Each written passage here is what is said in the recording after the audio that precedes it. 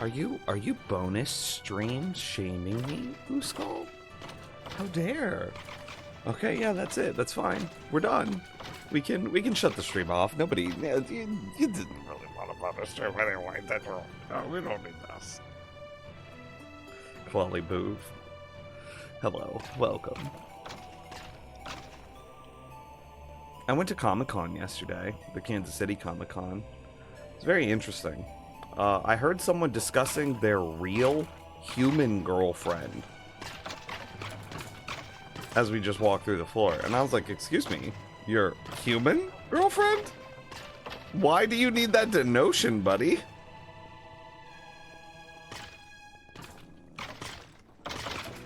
And it was just like a,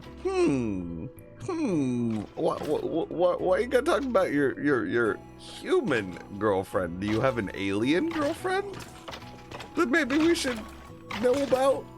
I don't know. Kind of reminds me of the time very recently whenever I went to see the movie Everything Everywhere All at Once. And as we were sitting down I was sitting down, I was grabbing seats, and girlfriend was in the lobby grabbing us snacks. We divide and conquer chat room. We're great like that. These two men had come and sat down in the row behind me. Not a big deal. No problem. But one of them goes, "Hey, bro, should we leave a buffer seat in between us? We're not trying to, like, hold hands or anything." And I'm like, guys, it's not that serious. Two men can sit next to each other platonically in a movie theater. But apparently they were so serious they left a buffer seat between them for the entire movie. It was rather obnoxious because every time they went to talk to each other, you know, something funny will happen, and then they'll have they'll whisper an anecdote to each other or something like that, right? As you do when you're at the movies with your friends. And it was obnoxious because their whispers had to be very loud because they had to leave a freaking buffer seat because they didn't want anybody to think that they might be holding hands in the movie. And I was like, what? And then when the movie finishes, Everything Everywhere All at Once, without any spoilers, is a movie about a woman who develops the ability to jump through effectively the multiverse, different realities. And she's using this power to defeat someone else who has the ability to do the same, to jump through different realities. And this other person is threatening at kind of destroying the multiverse. So the movie finishes, and you know, it has a very nice, warm kind of finish to it. There's a good sentiment to it. And those two men again sitting, you know, what is that old fucking Vine? Two men sitting in a hot tub 5 feet apart because they're not gay. And it's just like those two dudes who left a buffer seat so nobody would be concerned about them holding hands. Finish, they stand up, they do a big stretch, and then go, it was good, but it was no Lion King. And I'm like, these are two very different movies. Why are you comparing this to Lion King, 1, and 2? Like, what is your life where, like, Lion King is the thing on the tip of your tongue that you are comparing movies against?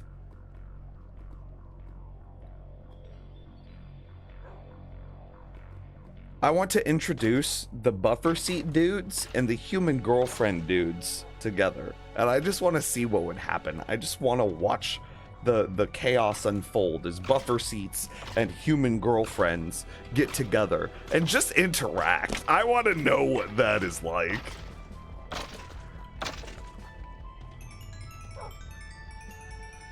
We got some Minecraft here.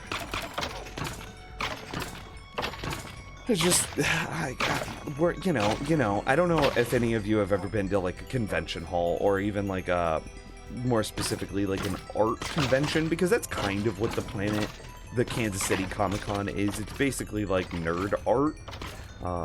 It's pretty cool. And by the way, we're working on this wall. Maybe we'll clear a chunk. I don't know how much time I have today. It's a bonus stream. But yeah, we're just walking through these like aisles of art and whatnot. And there's just a dude, and you know, you like brush shoulders with other people, and you just try to move quickly past it, and it's fine, whatever, okay. And every now and then you hear just a single word in a conversation, and the single thing I heard from that person was just, "My human girlfriend, ... And then at that point I was already out of earshot. I could no longer hear them. And we were there. It was myself, Candy, and the friend who had the job duress thing. So it was just the three of us. At that point, we had met up with a couple of other friends when we had first gotten there. Anyway, it was just the three of us by that point, and yeah, Candy had already walked ahead, so it was just me and the friend kind of trailing her, because she had some art she was looking for. So it was just me and the friend trailing, I don't know, maybe 5 steps behind, and we both heard him say that, and we just turned and looked to each other, both wide-eyed, and just like, what did we just hear?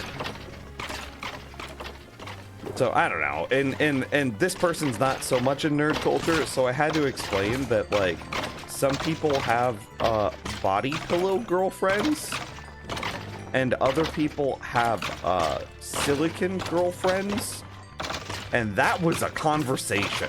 That was a whole ordeal.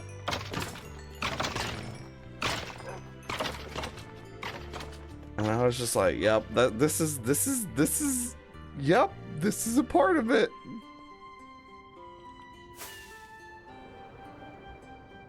Kind of also just want to clear some more chunks.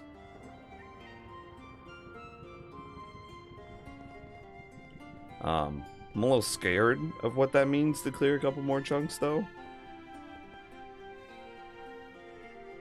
Damn, look at all them wither skeletons. Oh, so good. Why'd that one dude just jumping around?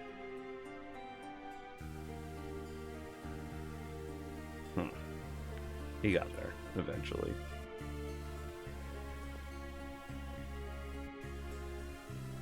Anybody see any hitboxes? Wait, can I cheat to see hitboxes?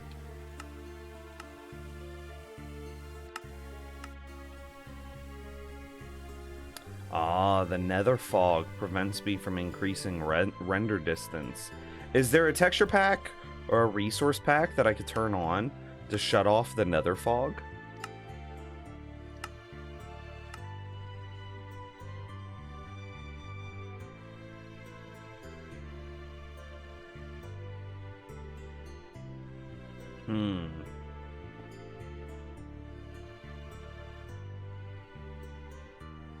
I don't know.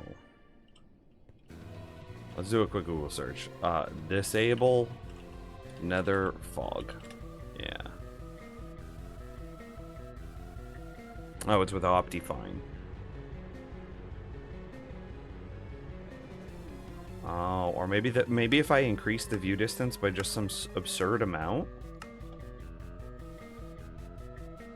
No, the fog is always the same distance. Because I saw a post that said the fog is always half your view distance. Well, I just set my view distance to 32. So, we have determined that that is a lie.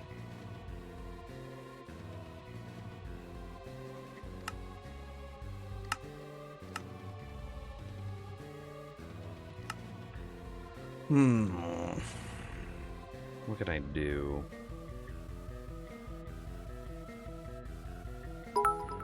Whoa, hey, Chloe, 100 bits. Thank you very much. That's very nice of you. I don't think there's anything I can do here. No, sadly.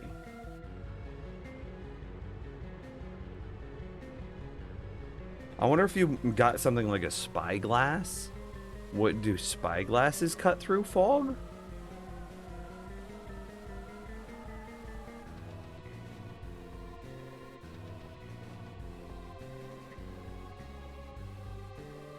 Oh, there's a few. I wonder if those are inside of perimeter.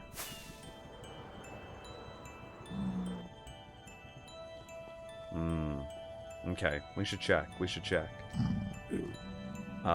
Okay, so this is roughly at 251. Yeah, negative 251. Okay, cool.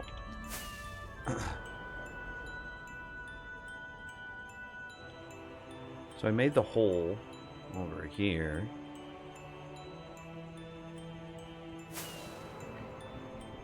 Woo! Good flying, good flying.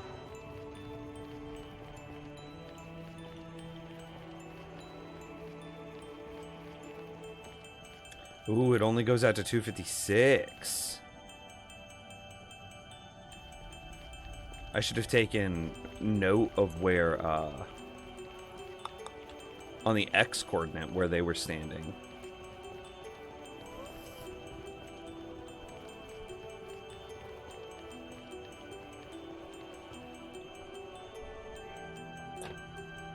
Sorry, I'm putting my phone in my Pokemon Go cheater device, so that way while I stream I can also cheat at Pokemon Go.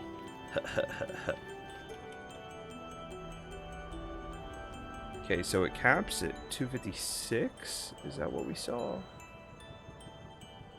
And so, yeah, this is 251, 254, 255.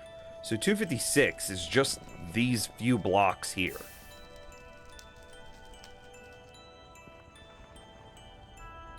And it's at, like, negative 12? Wow. So it's the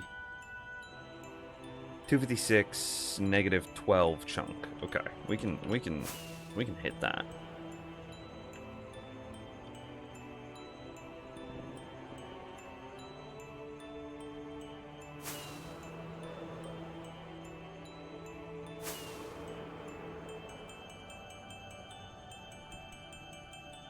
Noble Blat?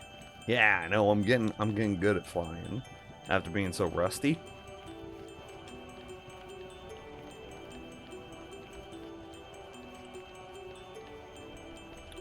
We're searching for negative 12. 50 more blocks.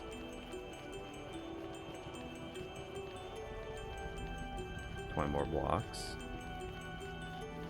Okay, here we are. So it's this chunk.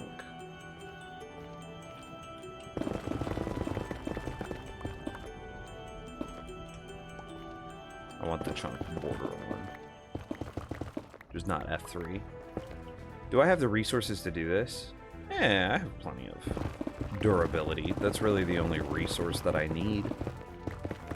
So this could be my one chunk for today.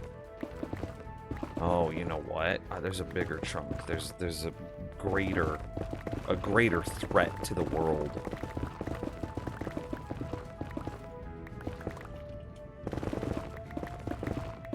I wonder, would it be beneficial if we chunk cleared the four corners?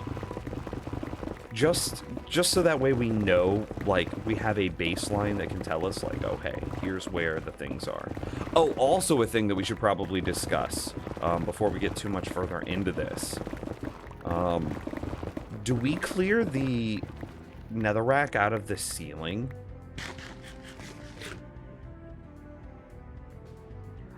See, here's pros.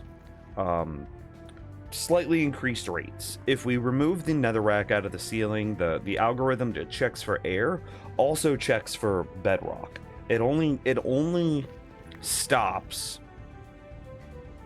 Maybe I should rephrase that. It doesn't care about bedrock in the same way that it doesn't care about air. But if we leave netherrack in the ceiling, then well, it'll be in the slower mode all the way down. However, we're gonna have perfectly isolated mob spawns, so getting like the crazy rates, I don't know if it really matters. Moreover, the algorithm is chunk wide, and what is the likelihood that I get every single piece of netherrack out of the ceiling. It's just not going to happen. There's going to be netherrack that's hidden behind bedrock that I just can't break in every single ceiling chunk. Right? I just can't get them all.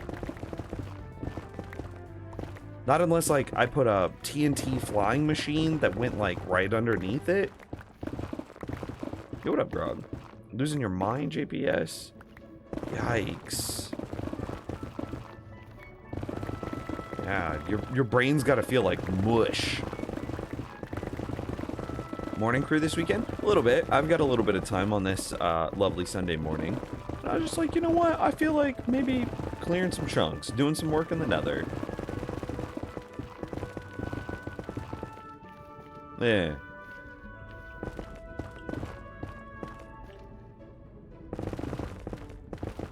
So yeah, I don't think we're gonna go for a ceiling clear here because one, the rate improvement, while it would be pretty big, getting the algorithm that spawns mobs to operate in its faster mode,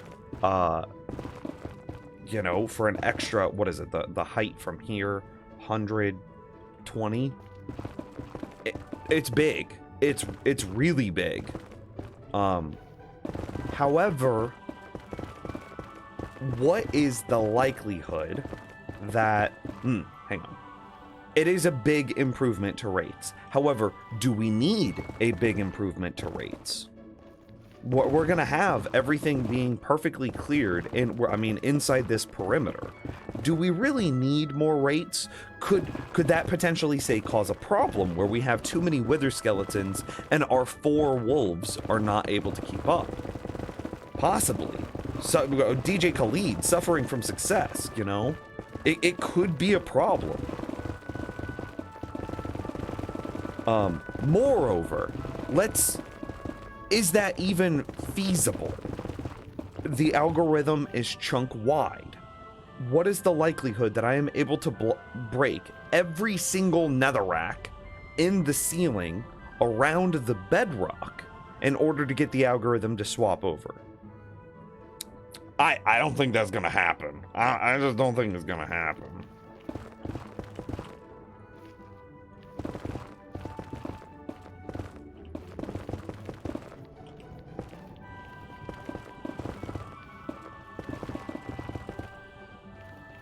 So if we already have, let's call it near perfect rates, and if there is a chance that we can break the farm by having like hyper perfect rates, if you could call it that,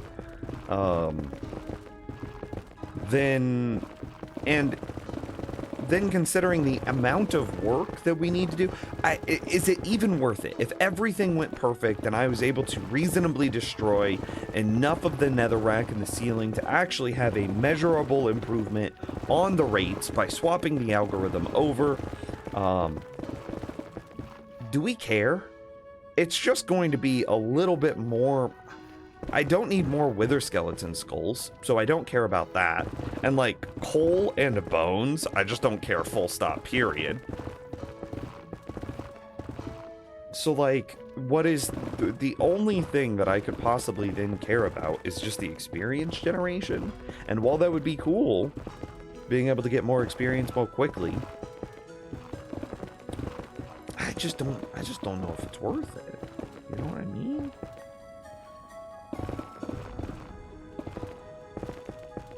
He says morning as it's nearing 1 p.m. It's noon. It's 11:45 a.m.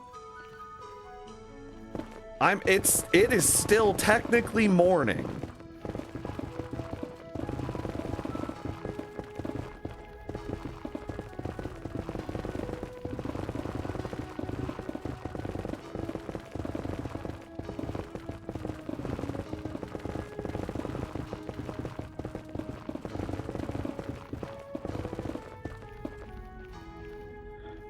Bacon.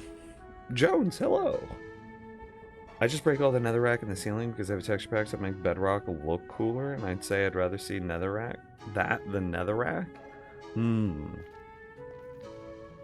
Yeah, but I also think that there's maybe this is a different like aesthetic approach, but once all of this is cleared, a perfectly smooth nether ceiling I think could be really interesting to like fly underneath, because it would just emphasize how much like time, effort, and energy went into doing this. Oh hey, by the way, all right, Caitlin, thank you for the new follow. I appreciate it.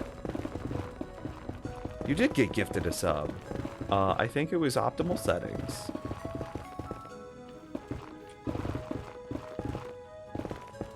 What up, Ella?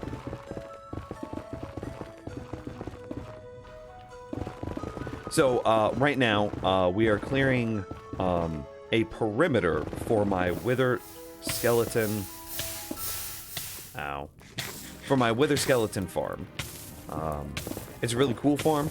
I'm sure a lot of you guys have seen it already, but I'm just covering what we're doing. So it's a 2-layer farm. Spawns wither skeletons using a fortress, a nether fortress. The wither skeletons are baited to a central point with a piglin, and then you know, with trapdoor tomfoolery, we get the wither skeletons to drop down a massive hole. They land at the bottom with 1 health, though. I'm not killing them outright. Why am I not killing them outright, you might ask yourself? Well, I have a bunch of dogs at the bottom. Dogs instantly attack and, well, because these wither skeletons are at 1 HP, they instantly attack and kill them. Because the dogs are owned by the player, this is kind of an obscure mechanic, the wither skeletons can drop experience and rare drops. So it is a fully automatic experience and wither skull farm. Yeah. So it's really cool. And, you know, and with like any mob farm that just relies on natural mob spawning, like darkroom mob farms and what have you, the better your perimeter is, the better the rates of your farm. So I have made a commitment to clearing out 1 chunk a day until the wither skeleton farm is done. You still do these? Nah, I'm not a big hydrate person. I mean, I have my water bottle right here, but like that command needs to go. But I will, until it does, I'll respect it a little bit, I guess. Still using that same water bottle. The greatest water bottle mankind has ever known. Exclamation mark water bottle if you're interested. I put like 4 ice cubes in it the other day, and then filled it with water. And a day later, like a full like 26 hours later, I went to drink from it and I gave myself a brain freeze. That is a real story. That actually happened to me.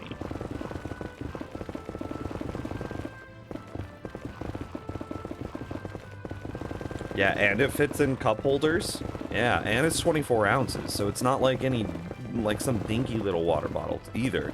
But it's also like vacuum insulated, so it's not gonna like sweat all over the place. So that way you don't have like, you know how like water bottles can sometimes just pee on you a little bit? You know what I'm talking about. Like if you put like ice cold water in a water bottle, it then sweats, and then it's just like, oh dang, my water bottle's peeing on me. This is not what I signed up for. I just wanted to be refreshed and hydrated. And then now I've just like, my hand is wet and my pants are wet, and like I'm just not happy about it. Well, that does not happen with the goat water bottle.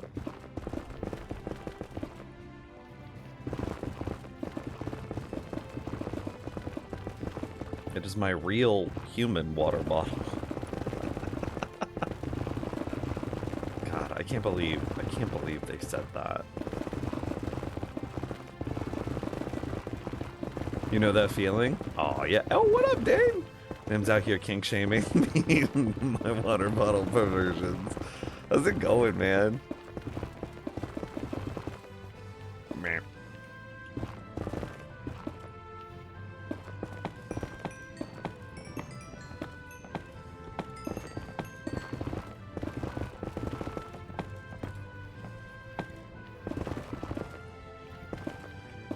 So yeah, every block.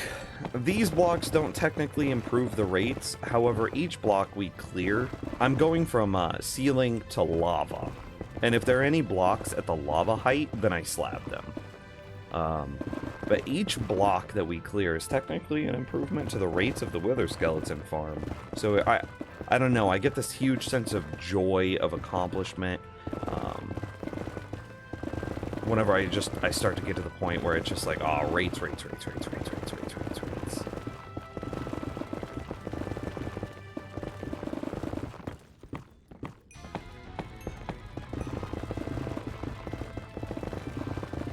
It's also been really nice because I'm finding a ton of, well, a ton is kind of hyperbole.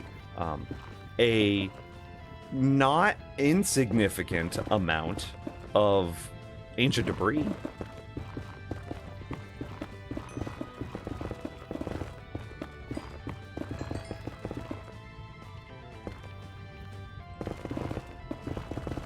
And then maybe one day we'll build our ancient debris beacon.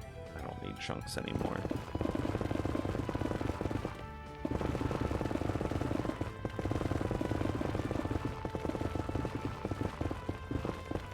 You missed a story earlier, though, Dane. There were.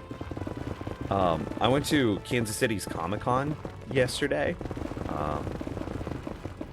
with girlfriend and like our best friend, I guess.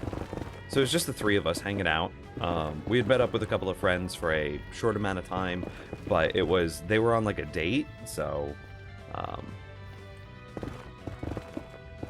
Yeah, so then it was just kind of the three of us for the majority of the day, and as we're walking through the floor, girlfriend had some art she wanted to pick up. She was like really interested in something, so she had gone a couple of steps ahead, and so it was just me and like the best friend in the back, and we were just like walking around and chilling, hanging out, and as we were just trailing behind girlfriend, we heard this guy say like, something, oh yes, my human girlfriend did blah blah blah blah blah, and at that point we were out of earshot range. But me and best friend then like turn and look at each other, and we're just like, human girlfriend? Human girlfriend? Why did he need to denote human girlfriend? What does this guy have? Does he have alien girlfriend? And so it was maybe I would kink shame that a little bit.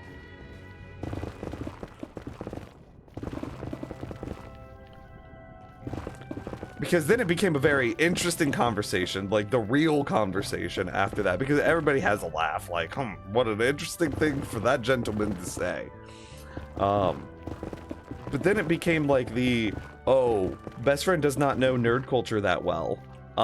Okay, we can, girlfriend and I then had to like delicately explain that some people have like body pillow girlfriends, and some people have silicone girlfriends, and it was just like, yeah, that's a thing. So, but even then, like, what was the conversation that this person needed to denote the difference between those? You would have followed that guy around all day. Yo, I was because I have no social shame at all. Like if somebody's like, oh man, I want to go ask that guy something, I'll just be like, hi there, excuse me, my name is so and so. Ask that thing. And I have zero shame. Like, I have no problem doing it. I am way more like socially conscientious in my friend, like in my friend group, I'm kind of introverted, but if it's to a stranger, yo, I'm never gonna see this person again. I will ask them the most wild questions. Doesn't bother me at all. So like, after we had that moment of like, excuse me, your human girlfriend? I turned around to then ask like, excuse me, I overheard you say your human girlfriend. As opposed to what other type of girlfriend, sir? but by the time I had turned around, you know, it was just one of those in passing things, and they were gone. I have no idea who said it. I have no context for nothing. It was just a little blip and out of range forever.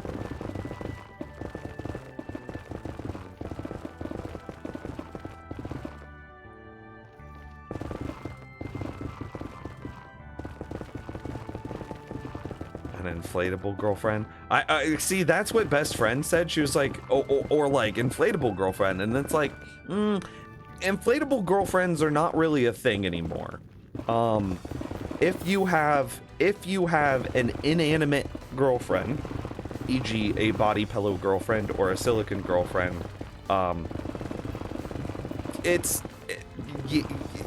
inflatables have just fallen by the wayside. Silicone is like pretty much taken over the inflatable space, and so we had to like explain that a little bit too. And then best friend was like, how do you guys know so much about this?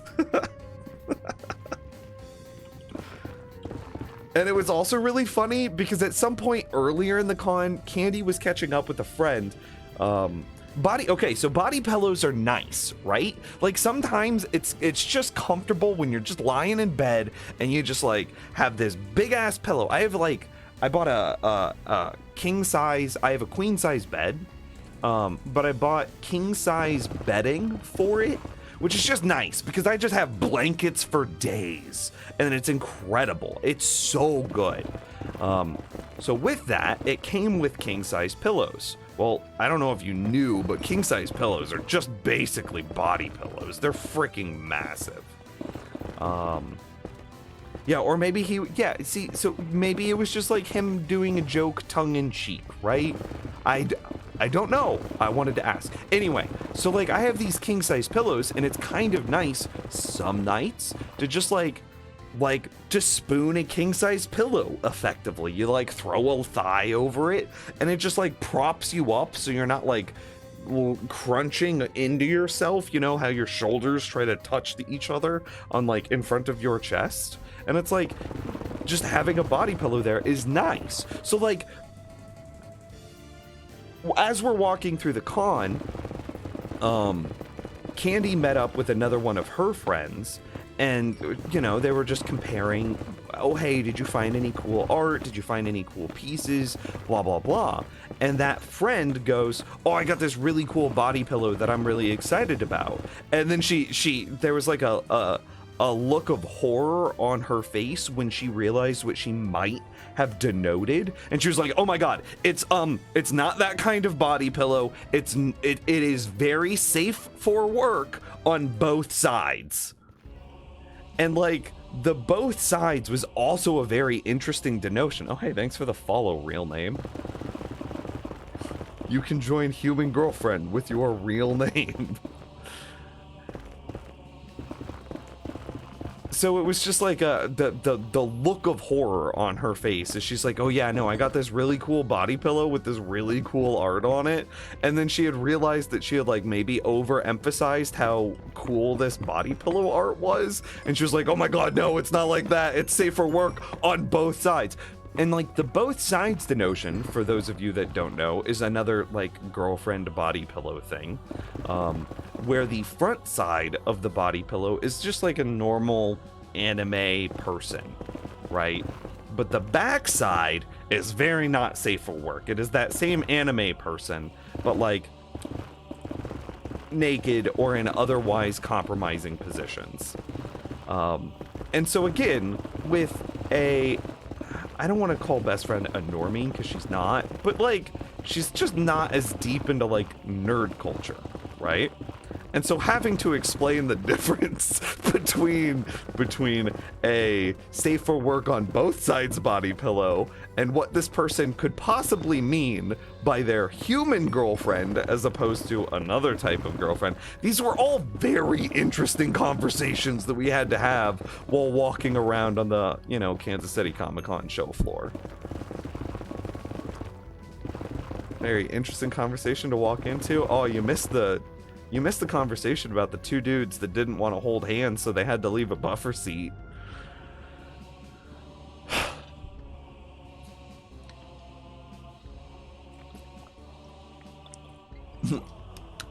with their wolf soul girlfriend.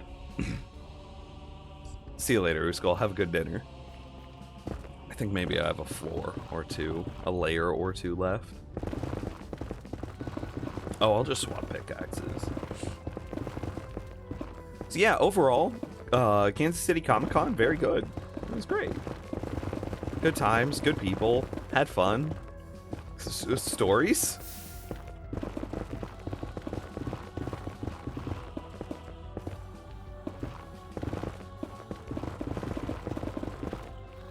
Buffer seat. I went to see, again, it was just Candy, myself, and best friend. And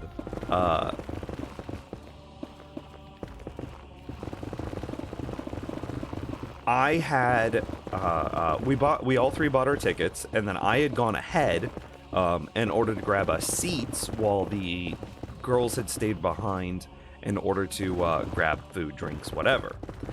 So as I'm sitting down in this movie theater, I get some okay seats. They're not great, they're not bad.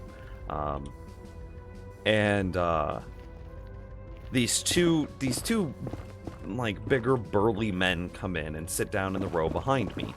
Not that big of a deal.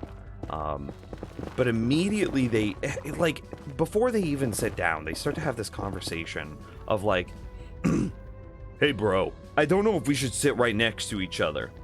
Should we leave a buffer seat between us? Other bro's like, ha ha ha, yeah, we should totally leave a buffer seat. And then bro number one goes, yeah, we need to leave a buffer seat. We're not trying to hold hands or anything. And bro two, oh yeah, definitely not trying to hold hands. And you know, you would think that this is tongue-in-cheek. You would think that they're like joking or memeing or something, but then they actually left the freaking buffer seat for the entire freaking movie. And it was ridiculous. It was so annoying too, because like, you know, sometimes in a movie, you'll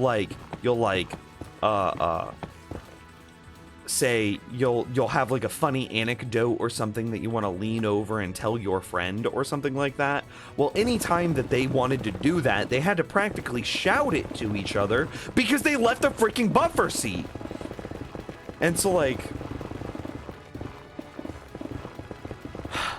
so that was kind of ridiculous, and like we were just they also had very loud laughs. Like they were just, it was a thing. So then the movie ended, Everything Everywhere All at Once, and without spoilers, the movie was about like multiverse dimension hopping, and the protagonist discovers she has the ability to hop through the multiverse, and she is the chosen one that needs to save the multiverse from this other person who has the ability to hop through and change reality, right?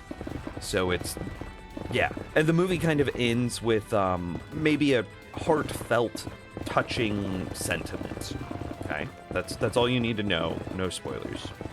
So the movie ends, and these two bros stand up after leaving this buffer seat for, and you know, I'm just reminded of the Vine, like two dudes sitting in a hot tub 5 feet apart because they're not gay. You know that old Vine, and it's just that actually happened to me in real life.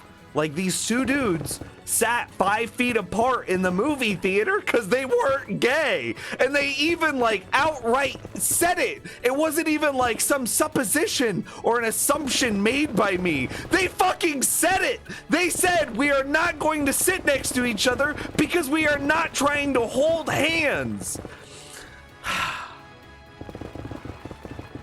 Anyway, so the movie ends. And they kind of get up, they do a big stretch, you know, and they turn to each other, and again, they're like 5 feet apart because they left their buffer seat, and they go, yeah, the movie was all right, but it was no Lion King. And I'm like, what universe do you exist in where Lion King is your point of reference for a good movie? It is 2022. Lion King, the animated movie, came out like 20 years ago, and freaking Lion King, the live action, came out like 8 years ago. Why is this your go-to baseline for what is and isn't a good movie? We're not trying to sit next to each other, bro. We need to leave a buffer seat because we're not trying to hold hands.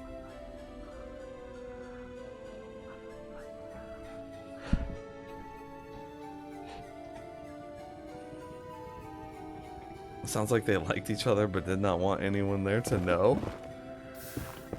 Yeah, you know, like, I don't think that's what it is. The Midwest is too, there's too much conservatism in the Midwest. I think that these were more likely like some good old boys that were like,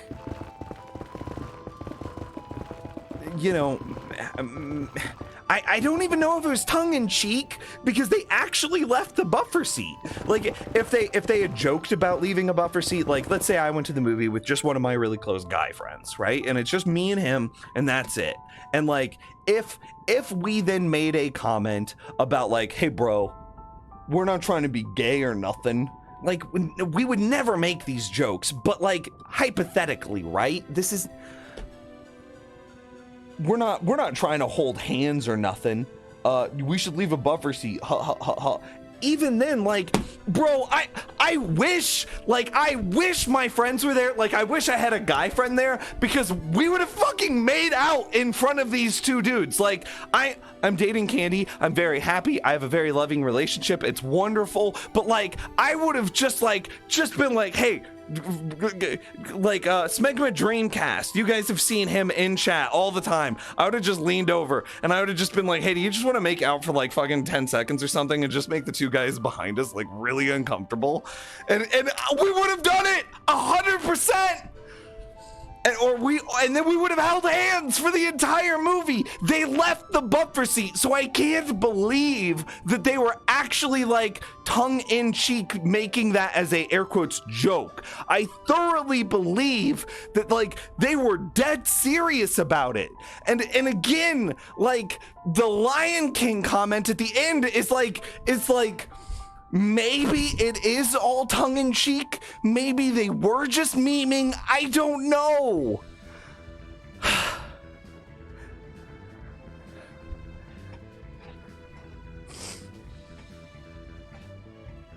And it's just...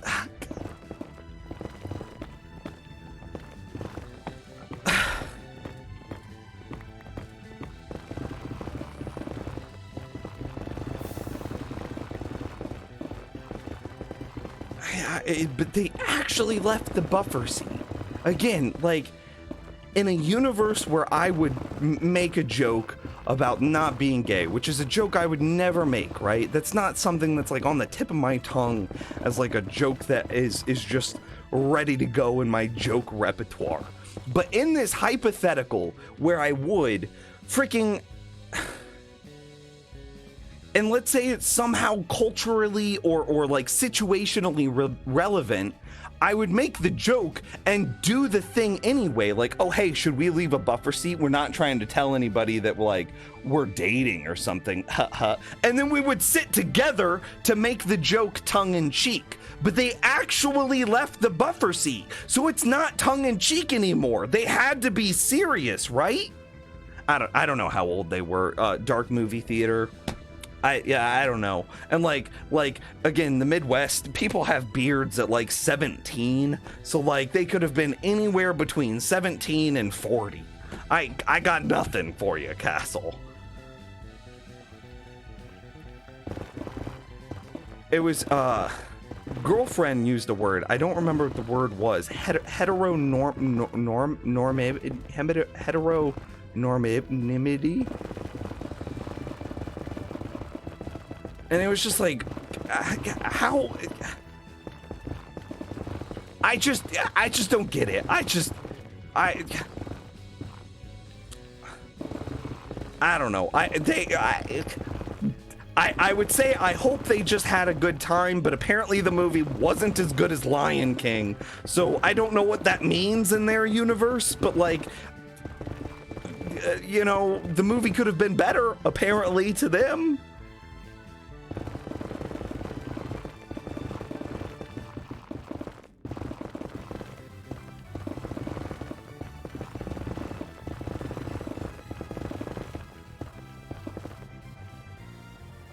Heteronormativity. Okay, there we go. That's what she said. And it's just like, yeah, just got Midwest. Like, they were... I just don't know.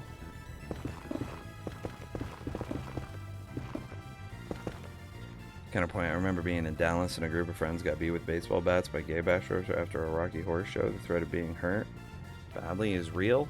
I mean, maybe?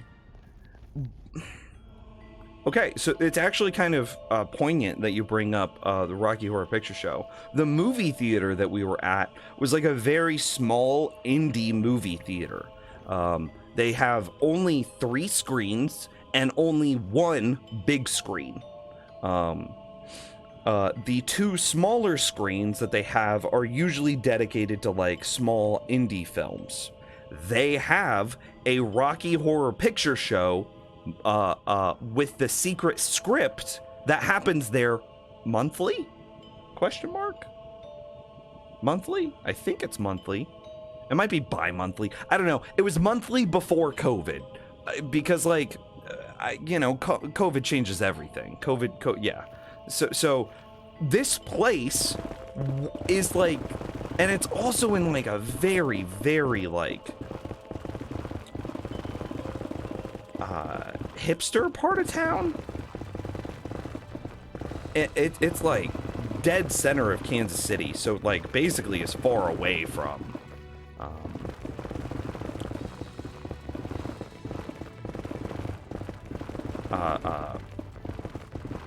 like the hyper conservative like sexual orientation hate crime areas. Like there's multiple like gay bars just like right like within half a mile. Like this area is not an area where that would happen.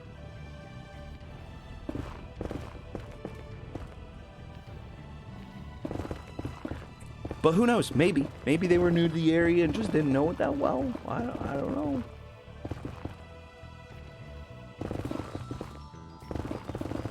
The type of shitty humans that Kansas City has is not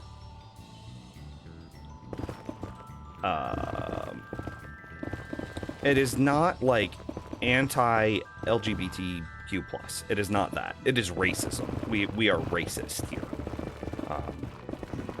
So like, still massive problems, like giant systemic, like real bad problems. But we don't like beat up gay people here. That's just not a thing that happens.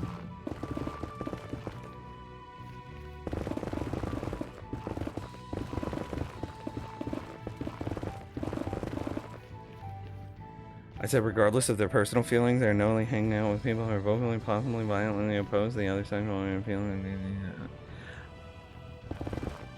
I don't think it was that serious, honestly. I think that they were either tongue-in-cheeking heteronormativity and like their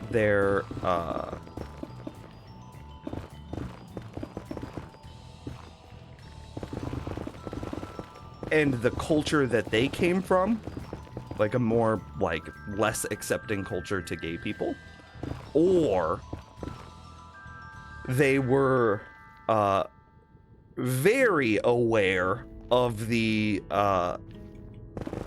joke that they were making and really committed to the bit. I don't think that there was any grand I don't think that there was any sort of grand hate crime fear. Yeah, definitely not.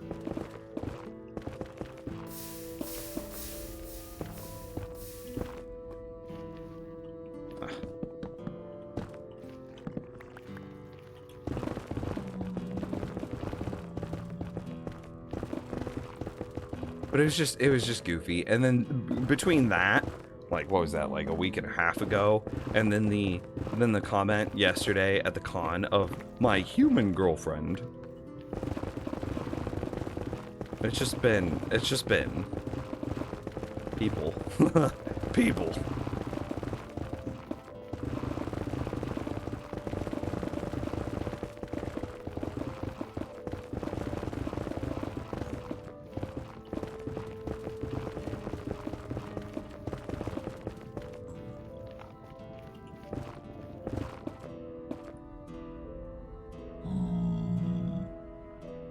I need to break all of those at some point.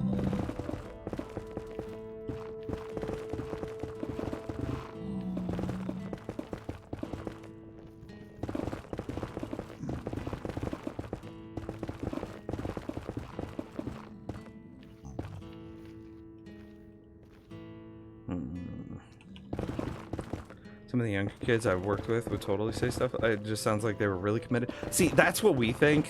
That they were just really committed to the bit. Like, kind of tongue-in-cheek pointing out the, like, how ridiculous, what is that word? Heteronormativity is sometimes. And that is much more likely than anything else. Again, because of how we are in a very socially progressive part of town. Like, very. And so, like, it is so much more likely that they were, like, tongue-in-cheek pointing out how, like,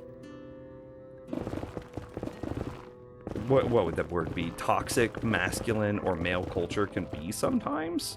It's much more likely that they were doing that with just tongue-in-cheek, very committed to the bit. And then that also explains the Lion King side of it, right? Like, oh, the movie was good, but it was no Lion King.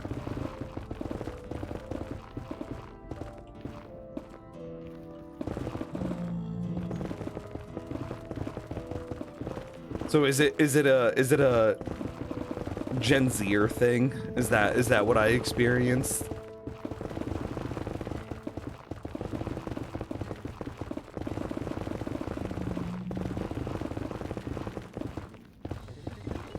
It was just funny, regardless. It was tongue-in-cheek somewhere. It was. It had to be. It's just a question of, like, what culture were they parodying with their tongue-in-cheekness? And that's where I don't know.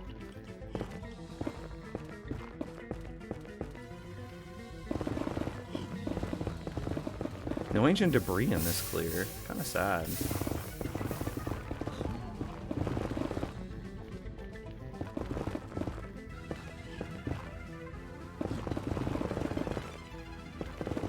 See, this is where I start to get giddy about, like, my chunk clears, because we're getting to that point where, like, each block we clear now is now rates.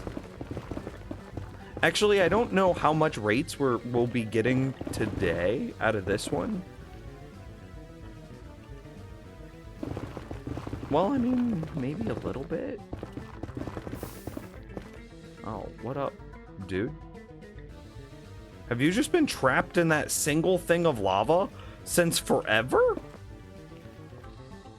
Oh, he's so cold now. I got you, bro. Yeah, there you go. Oh.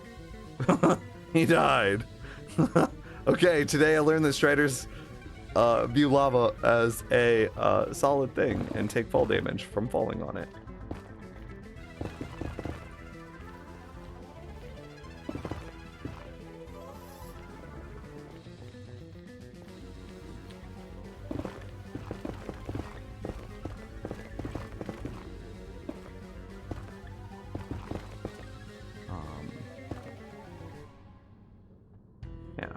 Maybe I've gotten a little bit better rates. I've kind of lost my perspective here. Oh, I definitely have gotten a little bit better rates. I cleared like 5 blocks here. Each one of those is technically improving the rates slightly. There was a zombie piglet on one even. And so, like, that's better rates. However, these blocks weren't causing problems. So while we are clearing them, they weren't imposing rate problems.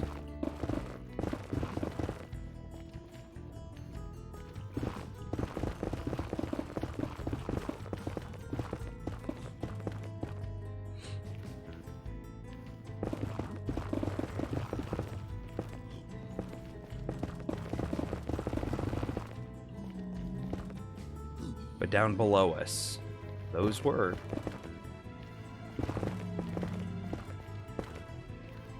So anyway, yeah, Comic-Con was good. Everything Everywhere All at Once was also a good movie. Not as good as Lion King, but a good movie. It felt Everything Everywhere All at Once maybe felt a bit too random for me. Without spoiling anything. Because they're like jumping through the multiverse, they just got really ridiculous with it. Like they were just like the director. Please don't hurt me. They were just like, okay, we're jumping through the multiverse. Anything can happen, and so some rather wild and ridiculous stuff happens. And I don't know. Maybe I could have done without some of that. But I think overall the movie's pretty good.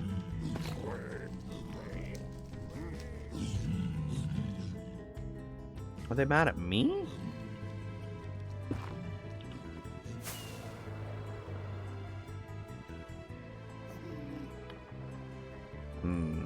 Maybe.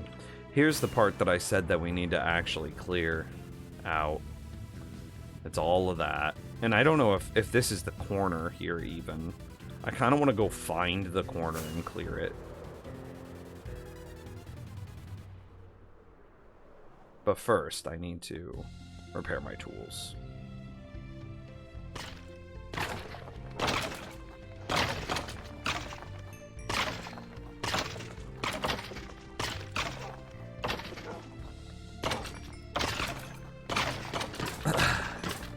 We could also, I don't know, work on that a bit.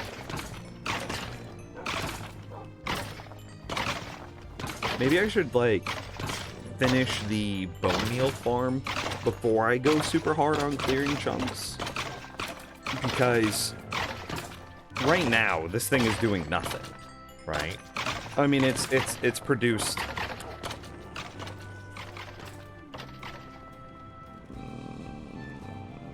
like 4 stacks of stuff.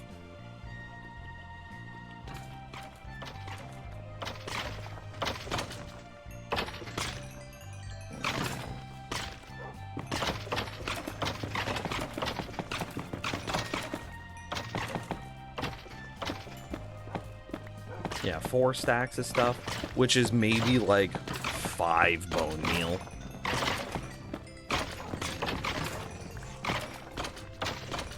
And so maybe I should get, like, maybe I should work on this project a bit at some point, soon-ish.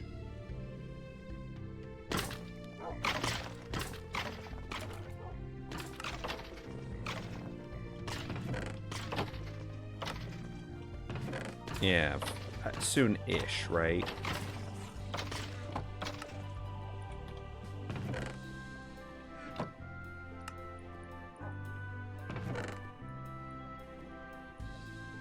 And that way we can continue to produce.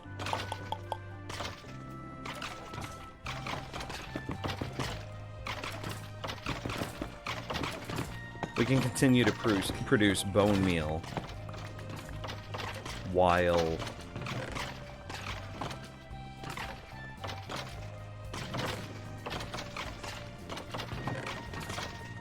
eye chunk clear.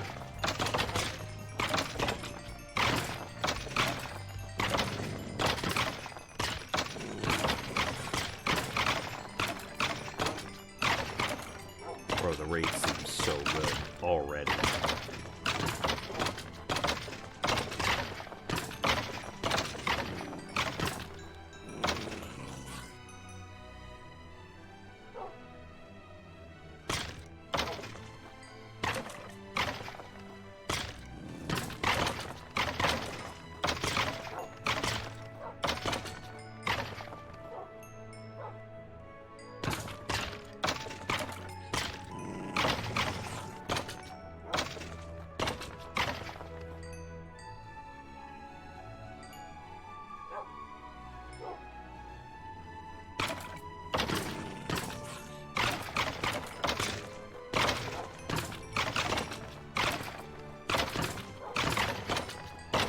Yeah, this just feels incredible. I love this. And it's only going to get better.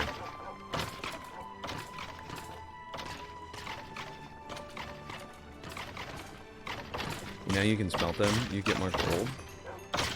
Oh, I did not know that. Even with Fortune 3? Fortune 3? Interesting. No, I didn't. However, I don't think I care. Yeah, I don't think I care. Because we have a zombie piglin gold farm, right? So like, however, that being said, like, that's kind of what I'm making all of this gold for. It's because this is just gonna get dumped.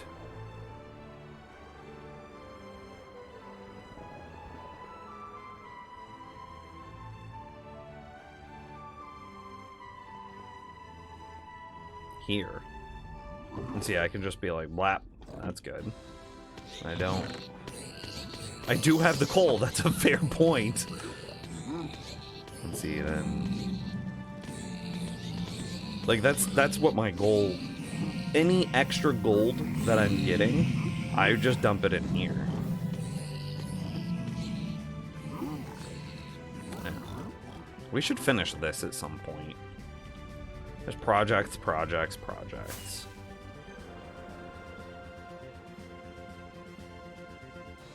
I want to find that back left corner.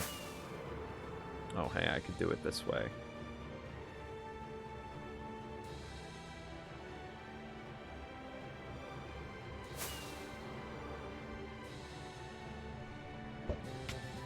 Oh, what a clutch ender pearl.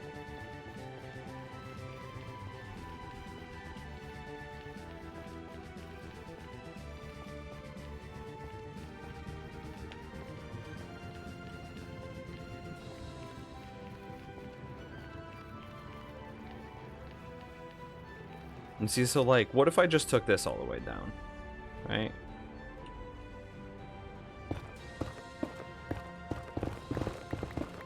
And that way I at least get like the beginnings of my perimeter. You know what I mean? Like if I have the 4 corners done, then I don't have to measure stuff so often. I could just like expand out from that point and I just know where I'm done at. What up, Retro?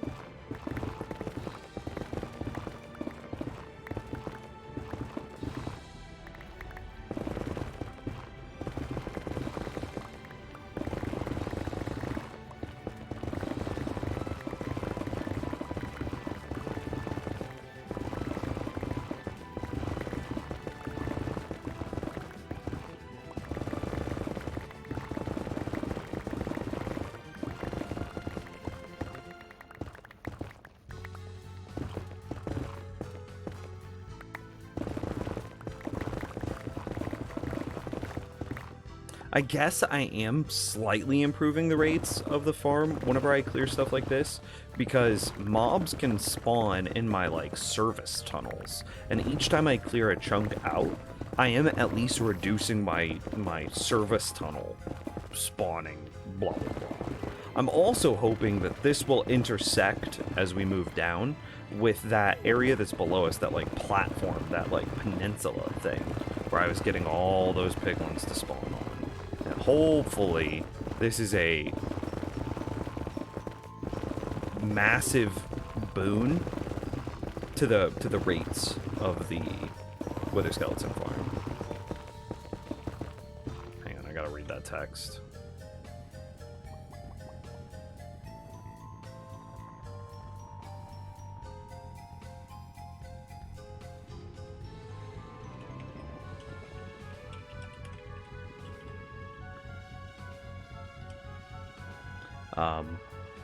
It's best friend that I've now mentioned a couple times. We hung out with her.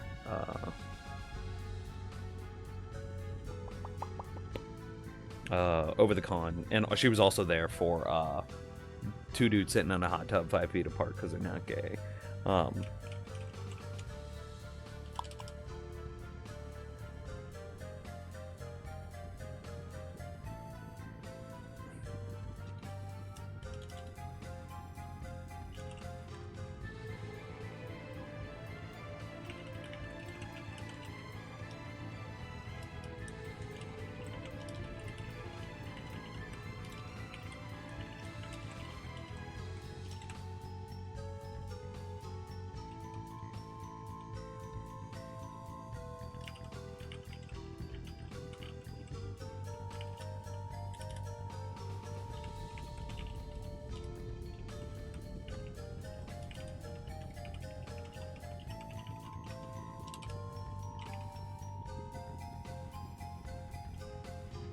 just replying to this text.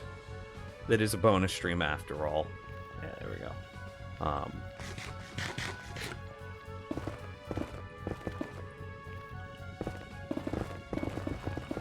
Okay, yeah, good. What up? Guess what tonight is? Are you guys killing the Ender Dragon tonight on the server?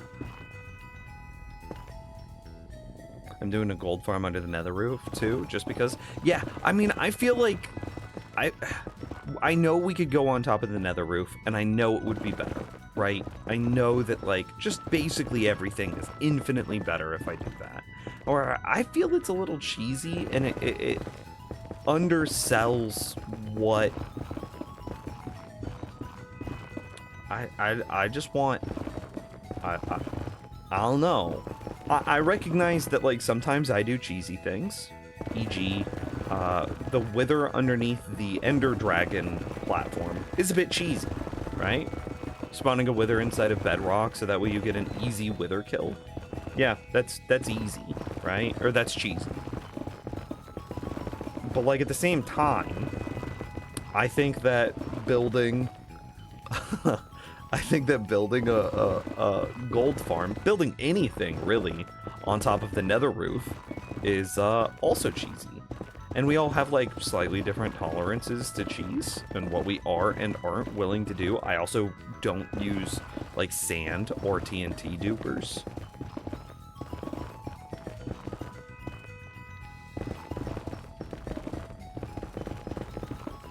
So I think that just building on the roof of the nether is outside of my cheese tolerance. You know what I mean? Eltrian, hey, what up?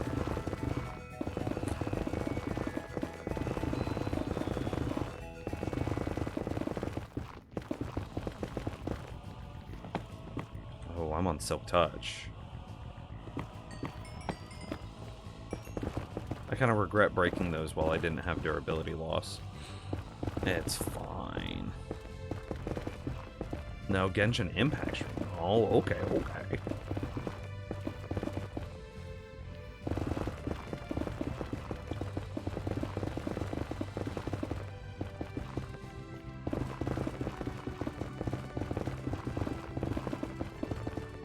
What is... I asked, is Genshin Impact just like a WoW clone? Is that what that is?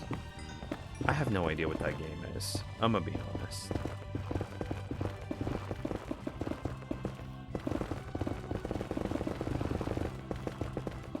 Would you explain it to me? I remember, Retro, I asked you about this the other day, and you gave me an explanation, but it's already gone. And calling it a WoW clone is probably, like, deeply insulting. It's just WoW is on the mind a lot lately. /MMO with a gacha system. I remember that it was an MMO, which that's good for my memory. It's like Breath of the Wild mixed with WoW a bit. Oh, okay.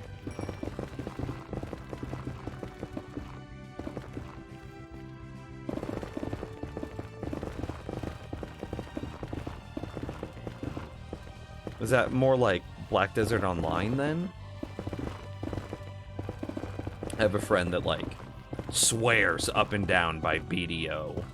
And it's just like, that is it for him. He is peaked, he found BDO, that is the end all be all.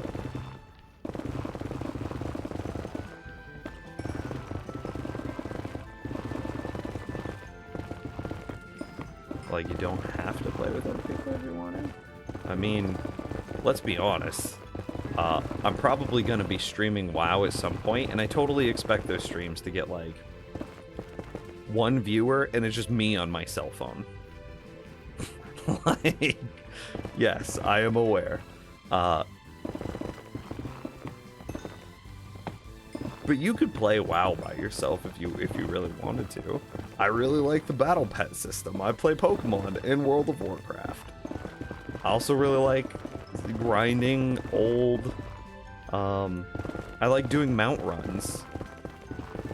And I have a speed set. I am quite literally... let me rephrase. there is a possibility that I am literally the fastest person in all of World of Warcraft. I have made a very specific set of gear that has very specific things on it. That means that I can run, just walking around town, faster than people on mounts. And so if I then bring that set of gear into, say, a dungeon to then kill like these bosses and you know, have a chance of getting the rare drops, I can run and, you know, use abilities and kill stuff faster than other people while they're mounted. But imagine if you could do the newest raids and dungeons by yourself. Yeah, that you can't do in WoW.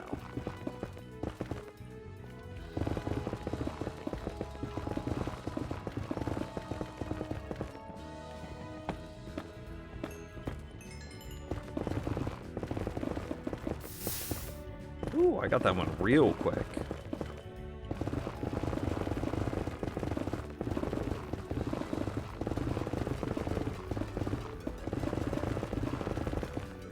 That could be cool, though. I assume it goes slower if you're by yourself.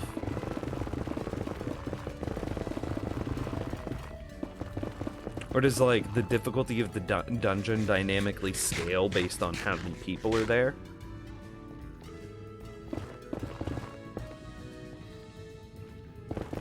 Oh, hey. Dariel. Thank you for the new follow. I appreciate that. We are currently digging the perimeter for the Wither Skeleton farm that I've got built in the Nether. Each block cleared is an improvement to the rates. And I am trying to get real good rates. The Wither Skeleton farm has a few really fancy things. It's my own design, and it's got a couple of really fancy things with it. Most notably, I am using dogs to tamed wolves to kill the Wither Skeleton, which means that the Wither Skeletons can drop experience and Wither Skulls fully automatically with 0 player interaction. Which then means that I can do things like set up like AFK experience farms, you know, just provided I'm within range of the Wither Skeletons when they die, and get a crazy amount of experience. I could also do things like set up AFK farms, like AFK tree farms, where the player cuts down trees automatically, no TNT duping, and I don't have to worry about my tools breaking because of the experience through mending that keeps them perpetually repaired. Yeah. Don't need the chunk borders anymore.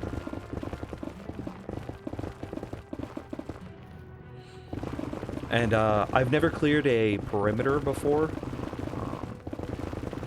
In all of my time playing Minecraft, I remember the first time I played Minecraft, it was when it was in InfDev, and you know, I didn't really play it back then. I logged in to when it was just a browser client thing.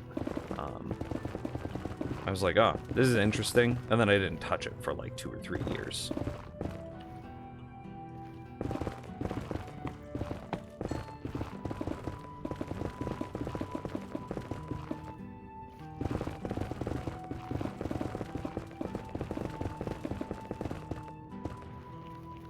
Mark Mac.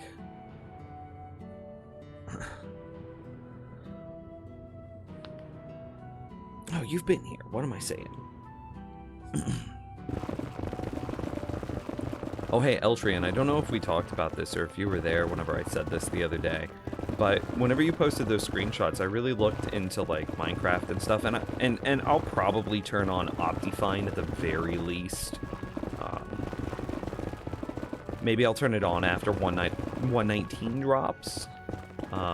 Still, in the conversations that we've had about Minecraft, and like it being CPU bottlenecked, it is very important that I know I'm CPU bottlenecked and not GPU bottlenecked. And I think I've also been able to make Minecraft look better because I was able to turn on anti-aliasing. because that's just purely a GPU thing. So I actually think that my Minecraft looks really good right now. Before, you would get like these jagged lines along the edge of blocks, and those are gone now because they're, you know, just anti-alias. They're smoothed away. And so, like, I can put more pressure on my GPU in order to do things like have slightly better lighting, and, like, all of these things that I was concerned about, like having fancy, you know, smooth lighting versus blocky lighting, or transparent clouds versus regular cloud, or like the 2D clouds. I don't have to worry about that because those are all like GPU settings. I only need to remove CPU constraints. Ooh, I got that one quick too.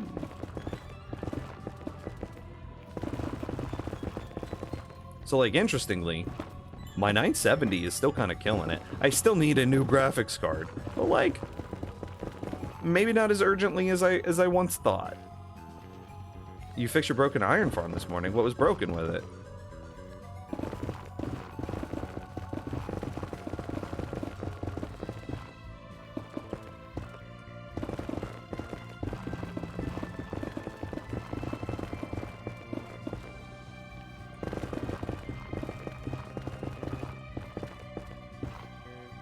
Do you have a random lost golem? Oh yeah, that would do it.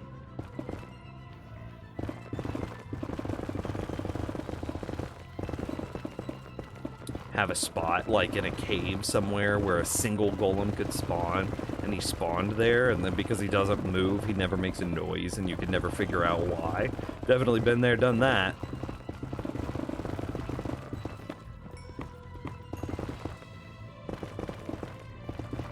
You can set up a coffee donation goal to a new graphics card.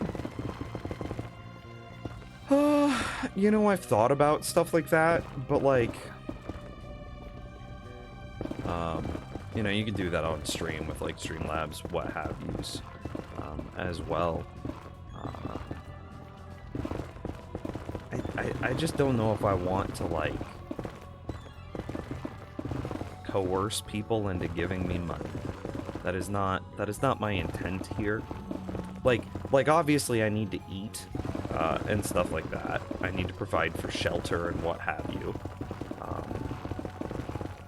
And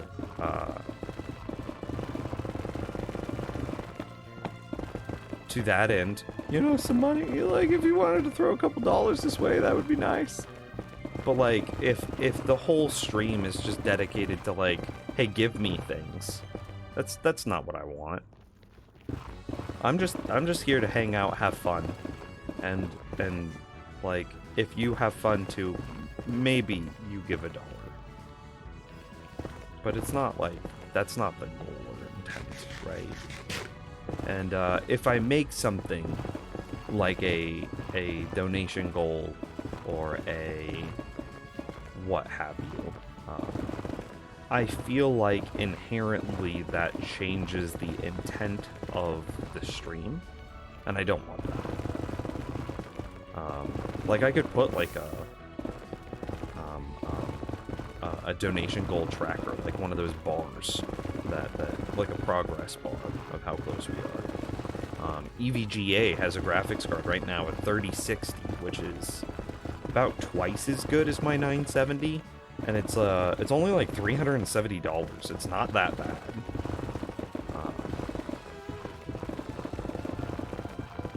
But like,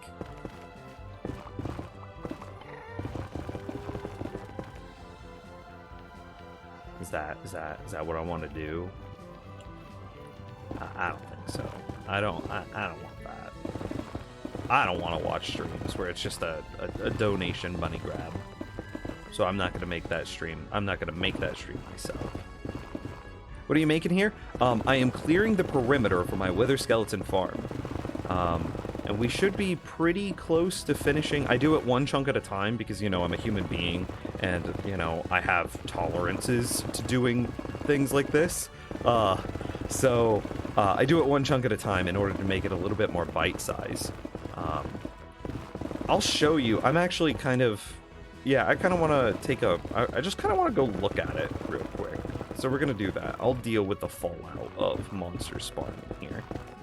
I'll give you a quick tour of it. Okay, yeah, we're fine.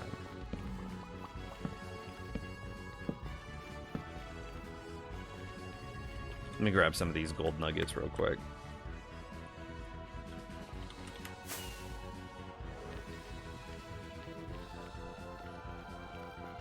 Give you a little bit of a sense of scale of what we're trying to do.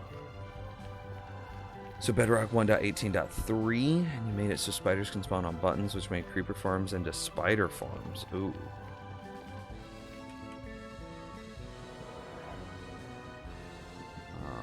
Where am I at? There I am. Okay, so cool. It's a really cool design. All of what you're gonna see here is like my own. This is my own design. I made all of this. I figured it all out. Let's turn on mob borders so it's a little bit easier to see. So here's the farm. We'll get a little bit closer so they stop spawning for a second. So I've got a piglin, and he's named so he doesn't despawn, and I've got him in a very special kind of trap in the center. It's a newer trap system. I've never seen somebody use something like this before. They keep spawning. I want to jump in, but I keep seeing wither spawn.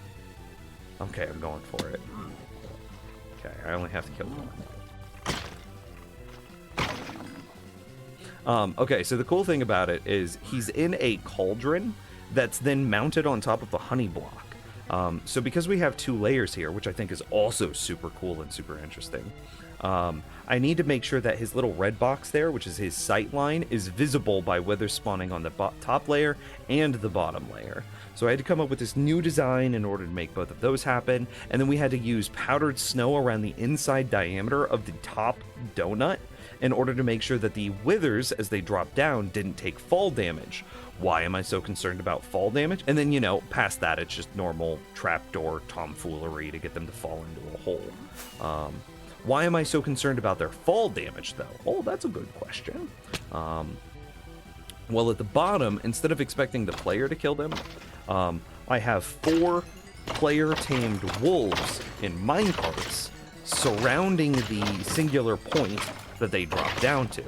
Now, because these are player-tamed wolves, the kills on the wither count as player kills, which means the withers drop experience and rare drops, notably wither skulls. So it is a fully automatic experience farm and a fully automatic wither skeleton skull farm. This then becomes very interesting because now I have a steady, constant supply of experience. Oh yeah, I should have my pickaxe. Which this sets us up well, Gareth. Thank you. Now I have a steady, constant supply of experience constantly trickling in. Maybe more than a trickle? I don't know. Just a steady, constant supply of experience coming in. So I could do things with this, like, and I don't have the infrastructure completed for what I'm about to show you, so like, this is an ongoing project. But I could step into this and say, have my axe out, and if I aim just here under the top pixel of the first block, I could hold right click with, if I had some fungus in my offhand and my axe in my main hand, I could cut down nether trees, crimson and warped trees, fully AFK. So I could do this completely AFK, and then I never need to worry about my axe breaking because it's being repaired by the wither skeleton farm behind us. I have this exact same concept built in the overworld using a skeleton spawner, one of those cages, and a regular tree farm. So it can do oak, birch, jungle, and spruce. And then, you know, the same thing is skeletons would spawn around the skeleton spawner, they go up some water streams, fall down, and then I have a thing with wolves very similar to this, kills the skeletons, and then I get a supply of experience that comes in, and repairs my tools while I am cutting down, you know, oak, spruce, birch, and jungle trees. So it's pretty cool. And then you could also use this experience to do other things. Like I have a cobblestone generator that's right there, so I can just like mine cobblestone for literally forever, and I never need to worry about my tool breaking because the experience is going to keep it repaired. I also have a pumpkin carver, which I know is maybe a little bit ridiculous, but I love it all the same. And so I have some shears that have mending and unbreaking on them as well. And so I could just carve pumpkins for forever. Yeah, it's cool. And then, I mean, I'm clearly 596, so that's a ridiculously high level, and a lot of it comes from things like this. In the early game, I even combined the one that I have in the overworld with a fishing farm. So you could imagine, I'm getting experience here from like, you know, the skeleton farm, but fishing farms also give you experience. And so while neither of them have particularly high experience rates, together it was somewhat respectable. Still nothing incredible. Like, I'm not writing home about this. It is not like, oh buddy, this is the next end-all be-all experience farm. No. It was not that. But still, it was a I mean, I'm just AFK catching fish, getting a ton of experience, getting all of the fishing farm drops, while also AFK, you know, it's fully automatic. The only question is the radius that experience orbs track to you, right? That's the only question here. And due to the rather limited tracking radius of experience orbs, it really lends itself to AFK farming, but this itself is fully automatic.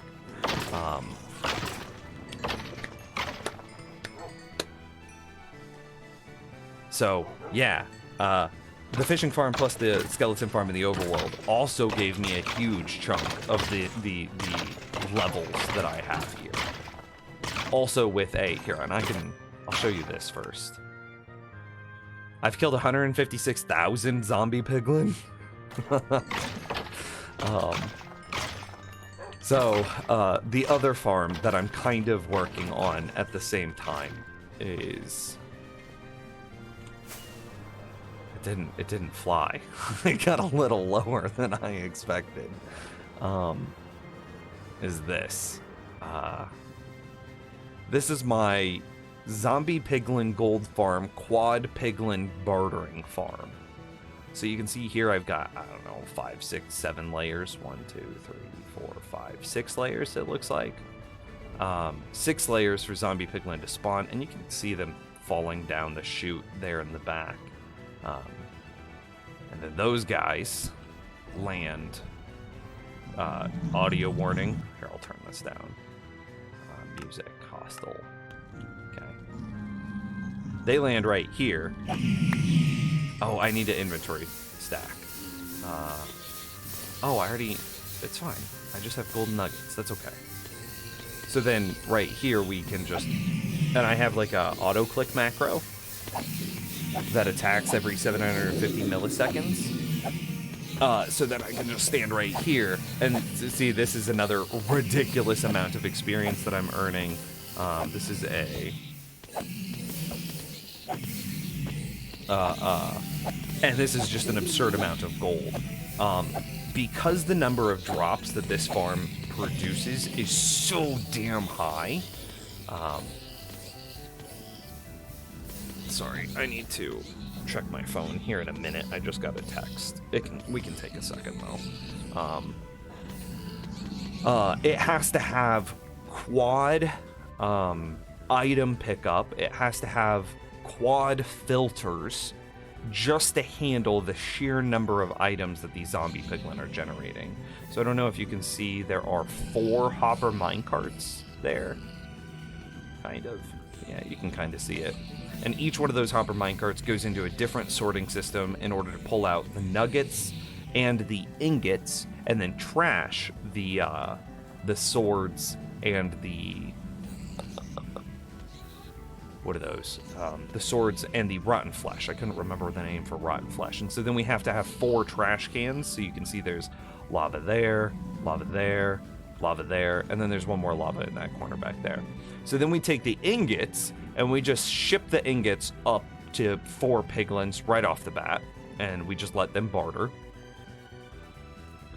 And then when we have, I have this wall here. Every single chest is just dedicated to golden nuggets. I've recently cleared them out, and I haven't done any AFK sessions lately. But you can see that, yeah, it gets to be a lot of nuggets. And even then, even with me recently clearing this out, there's still like several double chests worth of nuggets in here. Yeah, maybe 4 or 5 chests worth of nuggets. So then what I do is, here, and I can drop some of blah blah blah blah blah blah blah. What I would do is I would just grab some of these nuggets. I convert them into ingots, and then I drop the ingots into this barrel. Now, what's interesting about this barrel is notice that it's not emptying like immediately. It empties 2 at a time every 2.5 seconds. 2 at a time every 2.5 seconds is the same thing as 4 at a time every 5 seconds. Why does that matter? Well, Piglin can only perform 1 barter every 5 seconds. So I have 4 piglins, so I can do 4 barters every 5 seconds. So I give them 4 gold ingots every 5 seconds. So you can see here that the dispenser on top will shoot out an ingot the moment, here, watch this guy right here. The moment he finishes bartering, he gets an ingot. And it's just, it's that tightly timed. And then a piglin produces 1.2 items on average per second. 1.2 items per second. Well, a hopper can only move 2.5 items per second, so then we can only have 2 piglin per hopper line, because it's 2.4 items to the 2.5 item cap. So then we have to have 2 hopper lines going into 2 filter arrays in order to handle, again, the sheer amount of items that we're generating here. And then I have to have, what is this? 1, 2, 3, 4, 5, 6 trash cans, 6 overflow protection systems, because just the number of items, it would get so bogged down. And then I store all of that, and you can see that like some of this stuff is very placeholdery, what have you. This is not the end aesthetic. This is not the end goal for what it looks like. But it is functional at this point. And then we just sort them into their respective chests: gravel, soul sand, obsidian, crying obsidian, brick, blackstone, ender pearls, quartz, string, leather, fire chargers, potions. And I even do properly sort the potions. I can't sort water bottles against fire resistance potions, but I can sort potions against everything else. So I do that. And then I just like blah, blah, blah, blah, blah, blah. The water bottles onto the ground because we just don't care about them. So yeah, these are my 2 primary nether projects. Yeah, you can totally sort potions. I'll show you. I have this sorter over here. It's a brewing stand based sorter. So instead of, you have a stack of items, blah, blah, blah. What I do is I have a brewing stand here, and then a hopper that tries to put an item into the brewing stand, and it gets 1 second to do so. If it can go into the brewing stand, well, hey, then it must be a potion, right?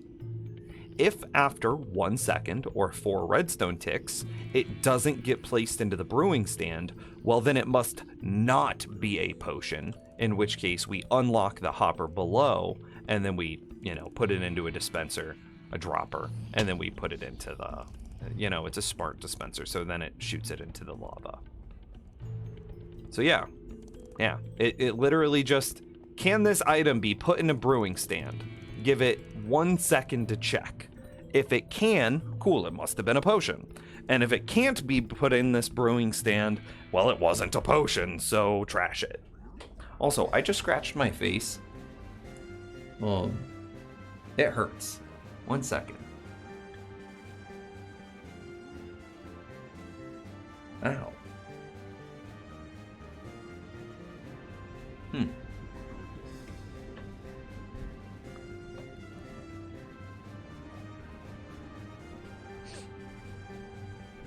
Nim's face cam reveal? No. So yeah. Really inspiring for you in your little hardcore world? Oh, nice. Well, thank you for the kind words.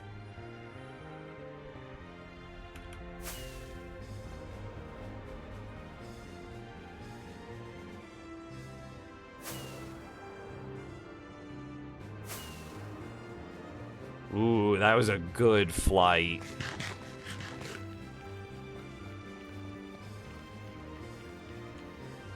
Oh, cool. Nothing spawned here.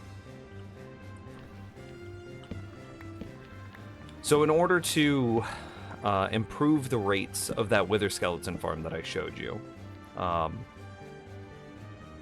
want to chunk clear. I've literally never... I said this earlier, but I've played Minecraft on and off since InfDev. And I've never made a perimeter. Never once. And it's like, bro, it's now the year of our Lord and Savior 2022. It's time, right? I should have done this much sooner. But the way that I usually build redstone is I usually try to use little tricks and like efficiency hacks in order to make things good enough without having to clear a perimeter. But you know, I feel like clearing a perimeter is kind of like a Minecraft rite of passage. I want to say that I've done it, and I want, yeah. Let's swap to Fortune. Yeah, I want to say that I've done it, and so I could have slabbed the entire Nether, which I would have missed some stuff, which would have been a little bit sad. But I could have absolutely slabbed this area, or if I was a little less, if I cared less, I could have just built, no, I can't build a Wither Skeleton farm on the roof, because it has to be built inside of a fortress. Yeah, no, yeah, so I could have slabbed it, and that would have maybe been a little quicker, and that's what I did for the zombie piglin farm. But I want to build a perimeter again because I think it's a rite of passage, and I want the rates to be good. I've also never hit level 1000 in Minecraft. Hell, level 596 is the highest level I've ever been. And yeah, we could roll over 600 a day if we really wanted.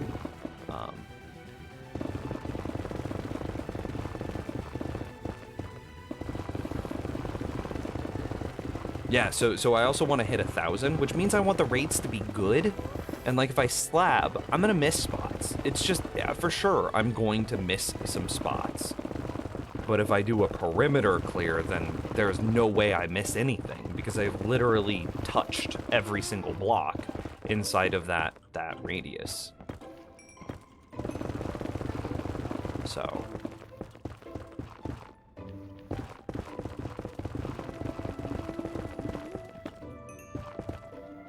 never hit 1,000.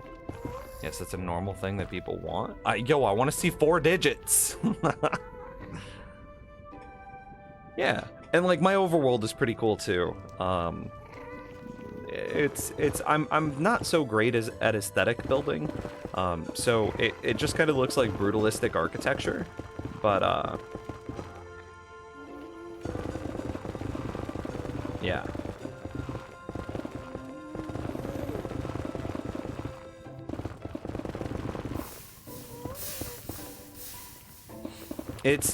I have a diagram somewhere that shows like all of my farms in the overworld are like interconnected with each other. So like as an example, I have a pumpkin farm, right? Pumpkin farm then generates pumpkins, and I sell those pumpkins to some, oh god, we were really just like 2 layers away. I sell those pumpkins to villagers to get emeralds. I also convert those pumpkins into bone meal, and I use that bone meal to run my tree farm. The tree farm is also powered by the skeleton experience spawner in order to keep your tool repaired while you're using the tree farm. The inside of the same AFK room as the tree farm, I have the pumpkin carver, which then harkens back to the pumpkin farm. I have the fishing farm, which I also then sort and store all the fish in order for other villager trades. Oh, we also have an iron golem farm, and I convert the poppies into bone meal to run all of the bone meal stuff as well. What else? Oh, we have a cactus farm that's hooked up to a bamboo farm, so I'm farming cactus bamboo, turning the cactus into... I am smelting the cactus to turn it into dye in order to get an experience out of it. I am selling the dye to villagers, I think? I think we got that set up? I don't remember. Still, everything is just like really interconnected. I have a potato carrot farm, and inside the potato carrot farm, I have a it's a dual farm, it's a combo farm, so I have pigs, or excuse me, not pigs. I read pigs in my captions. Oh no, what have I done? Is this a problem? Inside of the carrot and potato farm, there is a bee farm. So the bees then go out and they get their flowers and they get pollinated, and as they fly back in order to like return to the hive, their pollen drips off of them, and that accelerates the growth of the crops inside of my potato and carrot farm.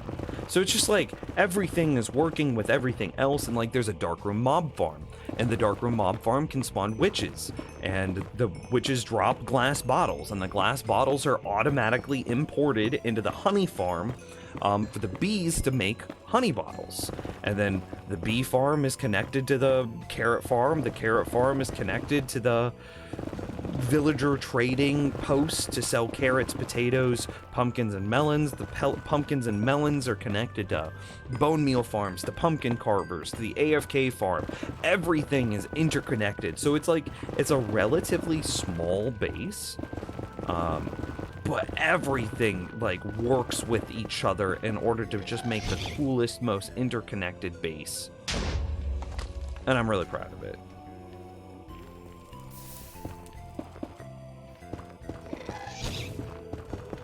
Oh, come on.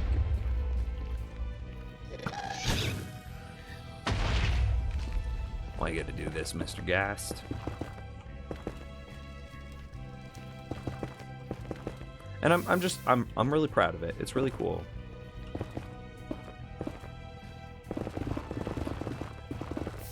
I don't know if we're going to the overworld anytime soon, but if we're in the overworld, I'll give you a quick tour. We also have a !world tour command.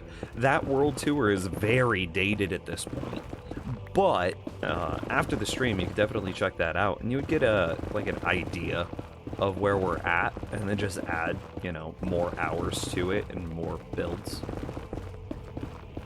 I could have had the Ghast help me mine stuff out, yes, because that would definitely have gone well. The Ghast is such a helpful, young, enterprising, yes, definitely.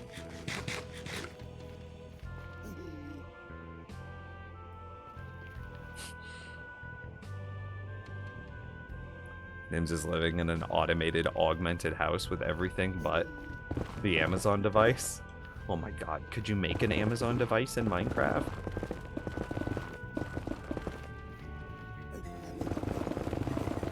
You probably could. You would have to... So, you could have basic math functions, because that's what I use my Amazon device for primarily. I'm like, hey Alexa, what's 64 times 7 plus 32? 64 times 7 plus 32 is 480. 480. And like, whenever I need to do math like that for Minecraft, that's just where I go. So you could probably build something like that into, for sure you can. We've seen people time and time again build calculators in Minecraft. And then what's the other big feature of an Amazon device? Maybe being able to order stuff directly from Amazon. So you could create a storage room that had one button item recall. So you could say like, oh hey, I need redstone, and then you could push a button in Minecraft, and you know, a while later, it's not gonna be quick, but a while later, redstone could show up, right? And you could have like a one button item recall system. So if you then combined a one button item recall system with a, let's say a 4-digit calculator, so it can only go up to 9,999 or something, would you count that as being an Alexa device? Oh, I just said it, an Amazon device. Oh, it has to be able to play music, that's right. Okay, could you push a button and put on, oh, that would be even easier. Yeah, you could absolutely play music. You're right. So if you had those three functions, if you had a basic calculator, a one button item recall system, and the ability to play music, could you call that an Amazon device?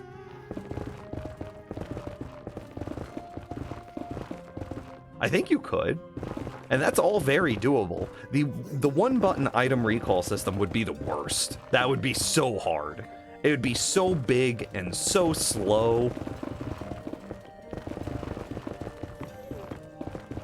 And you wouldn't even be able to have like, it wouldn't be a one button system. You'd have to like, Etho did something like that forever ago. And he had to use like hex code in order to code all of the things, all of the potential blocks in Minecraft into hex code.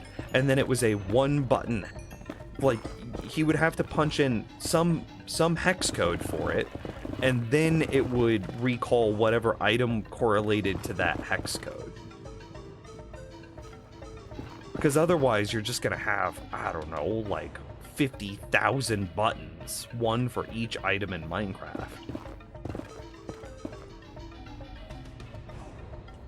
I'm stuck. Yeah, there it is.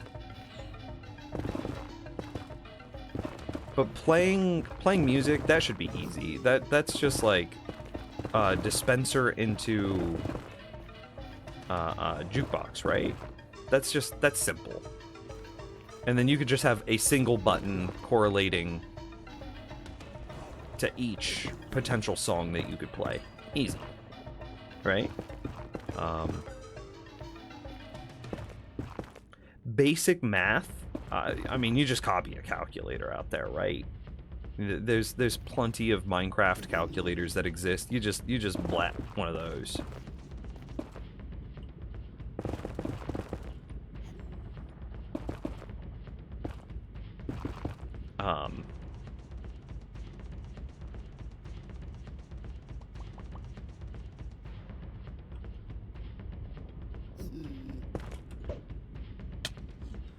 That's pretty good. I'm proud of that Ender Pearl, actually. But an item recall system, I don't know, man.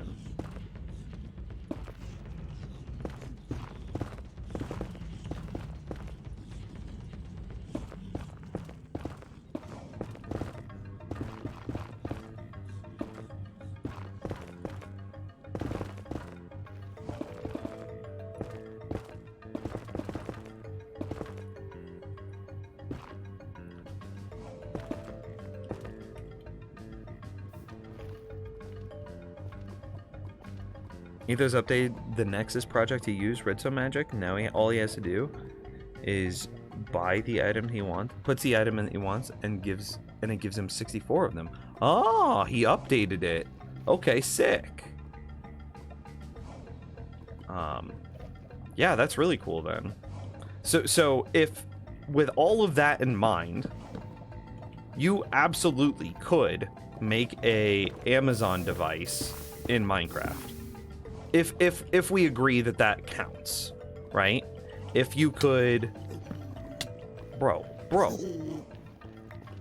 if you had a item recall system, a way to play music. Oh, this is kind of convenient. I don't even have to get slabs. Oh, I need 1 slab.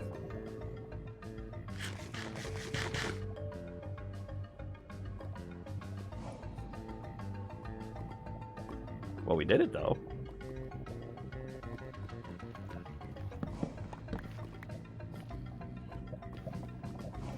And I could probably just clear like a lot of this. Oh, come on, buddy. Oh, okay, we're just leaving.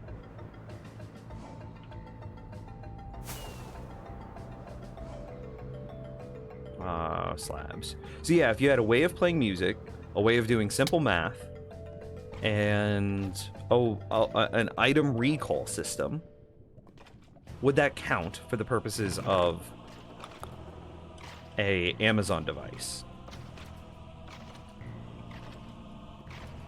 I'm gonna say it would, right?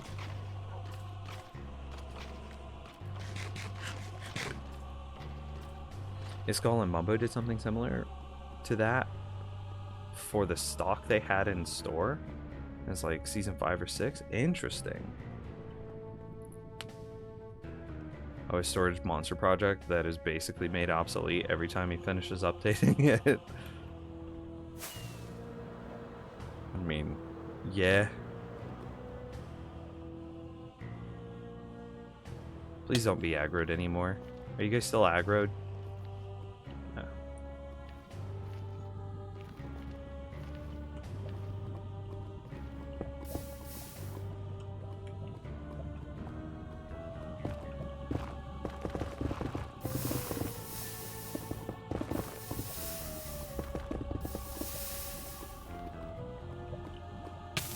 Why did I jump like that? Why did I choose to do that?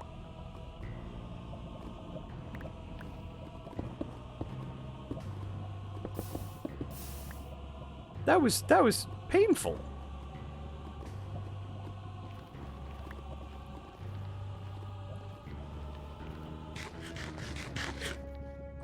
The sensors into Jukebox isn't in Java, but it is in Carpet. Oh, okay.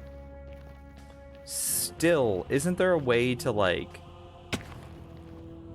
redstone power a jukebox and have it play a thing? Isn't that possible?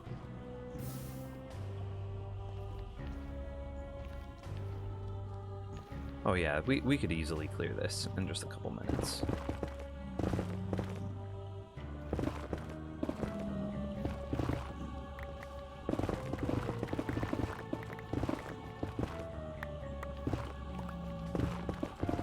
I feel like this music is very fitting for the Nether. Excuse me, Mr. Zombie Pig. Okay, now the music is no longer fitting, Lamau.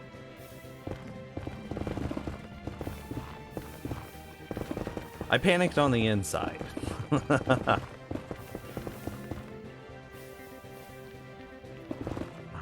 No, I just knew I had a fire resistance potion ready to go on my action bar. Oh, that is not the block I wanted.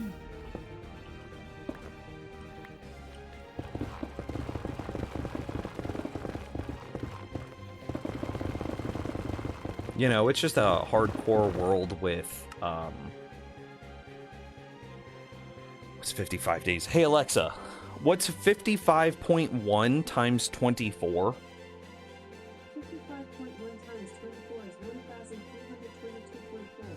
1,300 hours into this world. You know, that didn't just flash before my eyes.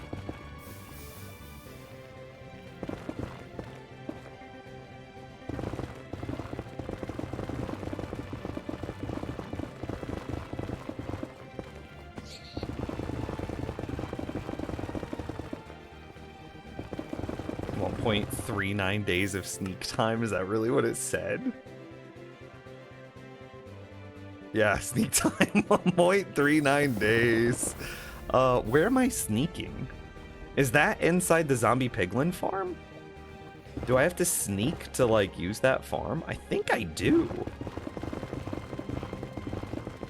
I also have to sneak to use the drown farm.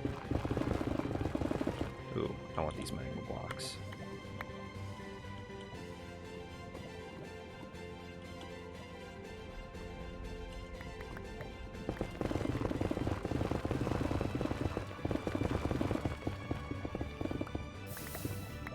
I'm kind of breaking my like clear chunk at a time rules here. But this spot just looked so easy in order to clear, to get a little bit of rate improvements, and I was just like, hell with it. We're just gonna clear this little lad and get my like 1% performance increase.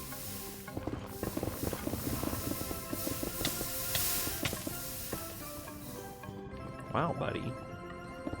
You've got murder in your eyes. Look at him. He's so ready. He's so ready to throw down.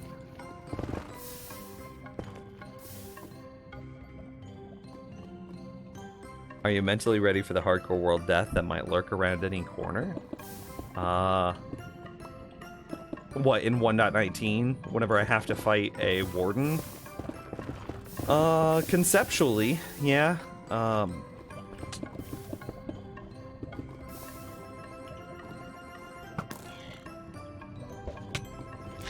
Yeah, conceptually.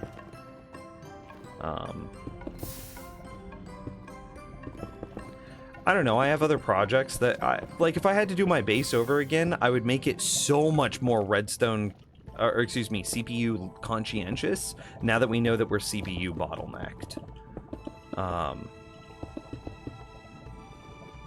Yeah, I would make it so much more CPU conscientious. Just so much more. I also think that darkroom mob farms are now antiquated. I don't think that they need to exist anymore. And to that end, I would make not a darkroom mob farm in my overworld. So like the whole concept of the current overworld is I have that like skeleton spawner that then feeds like the heart of that space. And that everything else is then centered around. Is this correct? Yeah. So I built a darkroom mob farm that is within range of the skeleton spawner, so that way whenever I'm at the skeleton spawner, I'm also within range of the mob farm, thus getting rates from both. If I had to do it again, I would find a skeleton spawner. I'm stretching. Ugh. I would find a skeleton spawner that's within range of a witch hut. And I think that a witch hut is a much better use of a, air quotes, darkroom mob spawner or natural mob spawner than a darkroom farm is.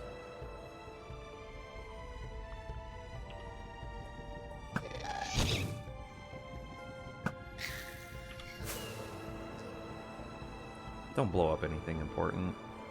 Okay, it didn't.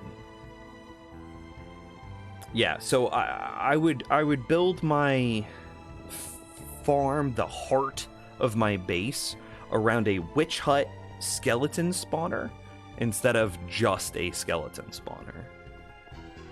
Because with the witch hut, you know, the most important things that I'm getting out of my darkroom spawner, the most important things that I'm getting out of my darkroom spawner are witch drops, redstone, and glass bottles, and ender pearls. But ender pearls are antiquated the moment you set up any type of bartering farm. So like, because piglins can barter ender pearls.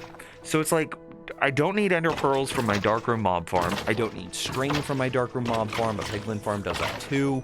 I don't need like spider eyes and etc. The witch drops, like those would just come from the witch farm. So then it's like rotten flesh.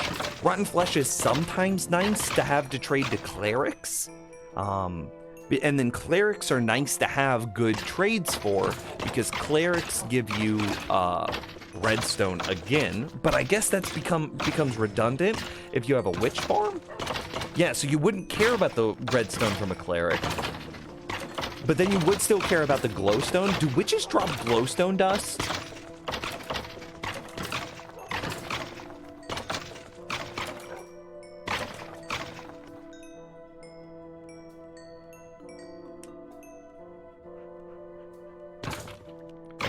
Do witches drop glowstone dust? Hang on. Which is Minecraft. Drop the table. Wiki. Oh, look at that! Witches do drop glowstone dust. So, like, I guess clerics are then out of date if you have a witch farm. I mean, maybe you would still want clerics, right? Because you would just want to be able to, like, on demand create glowstone and redstone via emerald trades. But yeah, they would be a little bit antiquated. So then even the rotten flesh is then devalued as a way of getting, wow, dude, glowstone farm or witch farms are just so good.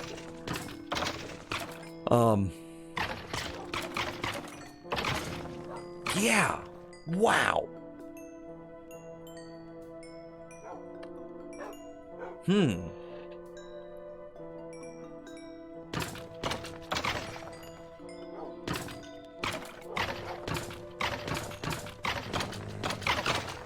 Oh, by the way, just catch up along on scrambled eggs. We're gonna loop back to that castle.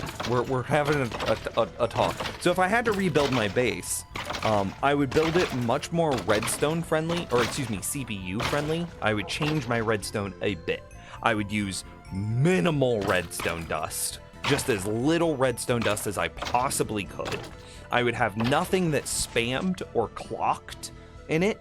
And every single hopper that I could would have a on-off feature or function to them.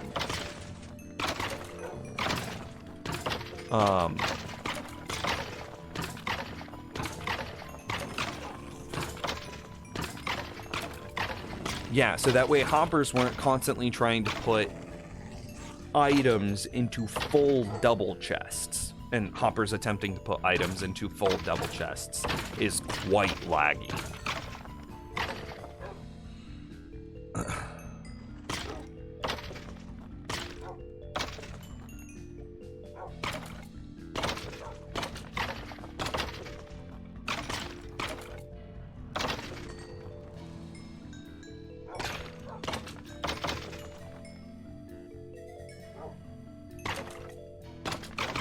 The thing is, the new hotness is stacking raid farms. They're about 10 times faster than witch farms. But you basically have to follow a tutorial because they're so technical. Nah, I'm good. I'm not gonna do that. I remember when, like, stacking iron golem farms was the fad, and that is not a thing for me. Yeah, that is just not a thing I'm interested in doing. Single iron golem farm is more than enough for a single player world. Moreover, I think a single iron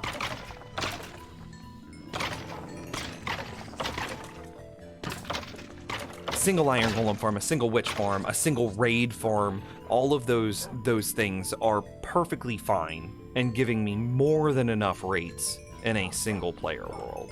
Now, if I was trying to supply a server with, like, the amount of items, then, like, no, you're right, it wouldn't be enough.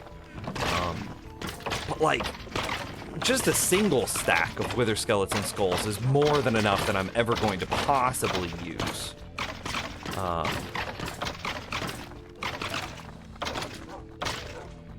Let alone, what is this, 9, 18, 19, 20, 21, 22, 23.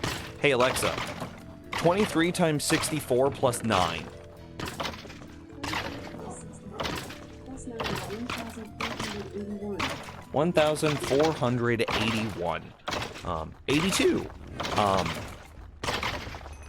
More than I'm ever gonna need. More than I'm ever gonna need.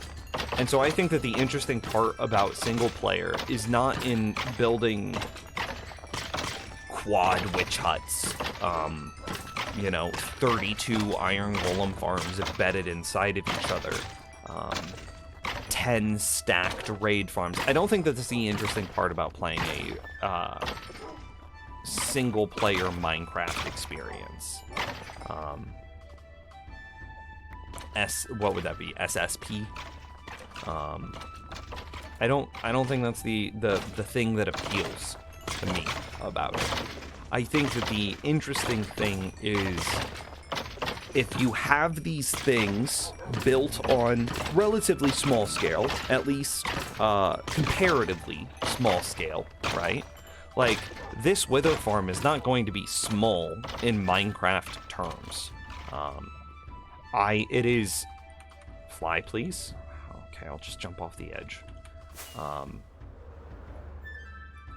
Like, I have this other intersection here. I could double it up, and it could be a double wither farm, a double wither skeleton farm. I don't know if I want to do that, though. But I did build it in a way that, like, I could do that in the future if I wanted. Yeah. But, like, is that something I want to do? I don't know. But still, this is not a tiny project, especially whenever you account for... Oops, that was a bad fly.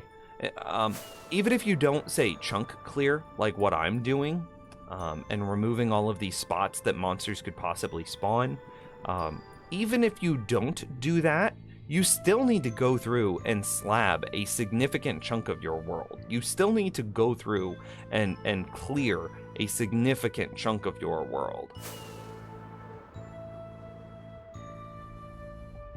Yeah. And I think that the projects like that for single player are already pretty well big enough.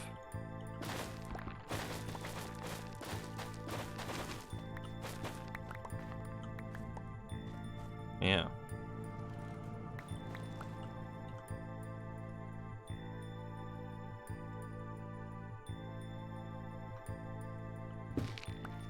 I do need to go through and get rid of all of these, like, floating trees at some point, though. I cleared out the land that was under them, which gives you context for how much I cleared. Yeah. Left the trees. I think the colon bones are more useful than the skulls in mass like that. I mean, yeah, that's true. I mean, I saw a thing... somebody was telling me that Tango Tech has gone through and recently built a wither cramming machine.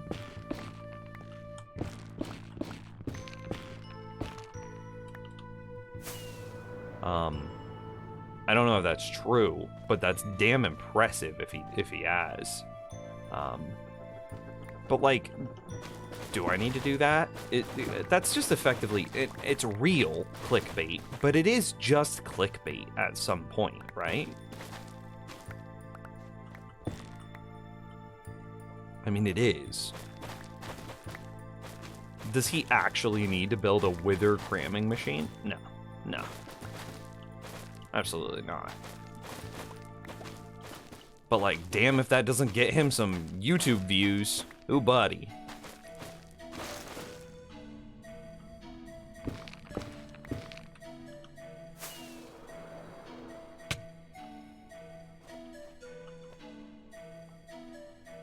Now just give me the tutorials and I'll get right on it. Okay.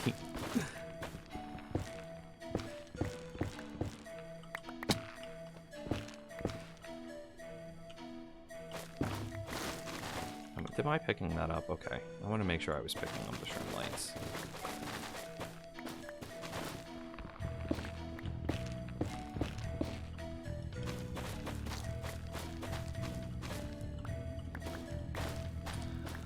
Yeah, that's the next thing that I need to get on, is like, my Wither Skeleton farm is really cool. Like, it's good.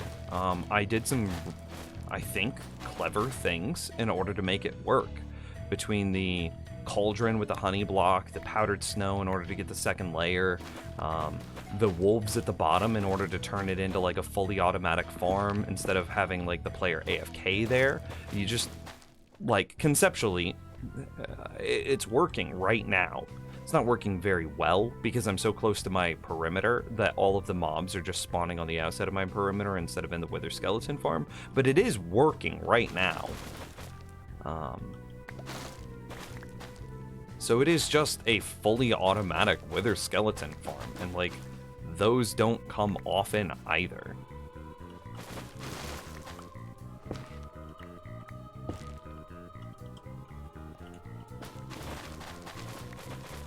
Yeah, hang on, let me catch him in chat real quick. You watch streams, just remember, wow. For the stacking raid farms, no, you build them over an ocean? Oh, interesting. So that way you don't have to slab as much. I mean, my single cell raid farm is built over an ocean. I could show you it real quick. We could go check on it. I don't know if it still works in 1.18.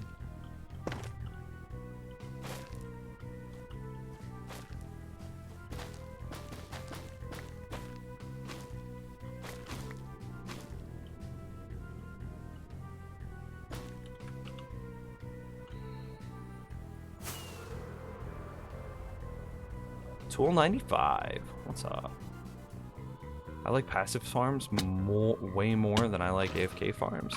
Yeah, there is some interesting stuff because of, again, the radius that experience orbs can travel. The max distance that an experience orb can track the player is only like 6 blocks.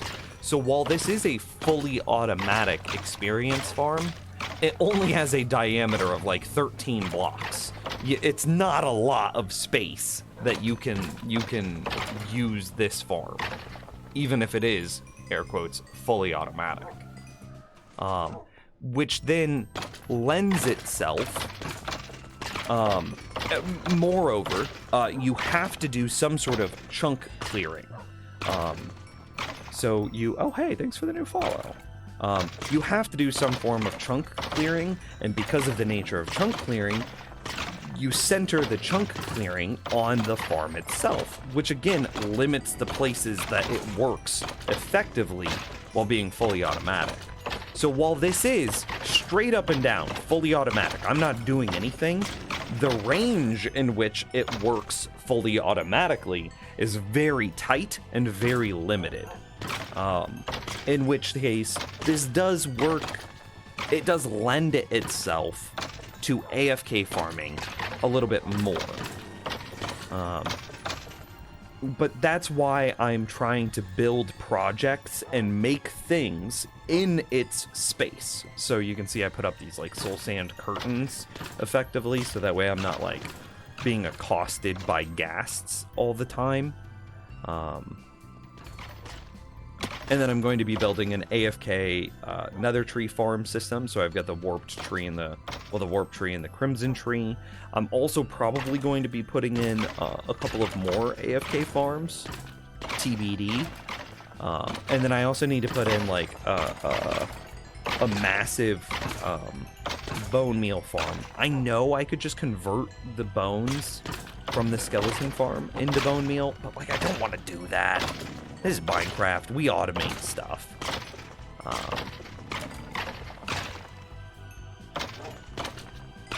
So yeah. Yes, but it wouldn't it be quicker to use a dripstone and more efficient as you wouldn't need dogs? No. The dogs are excellent. That's actually a great question. Dripstone would not, killing the skeletons via dripstone or any other thing like cramming or suffocation would not work because they wouldn't count, the wither skeleton dying would not count as a player kill, which means they would not generate experience, nor would they generate wither skulls, because the wither skulls are on the rare drop table, and you can only get that if the player kills them, and you can only get experience orbs if the player kills them. So using something like cramming, dripstone, magma blocks, what have you, would not give you skulls or experience. However, tamed wolves, because they're tamed by the player, do count as player kills, and therefore give us experience and skulls.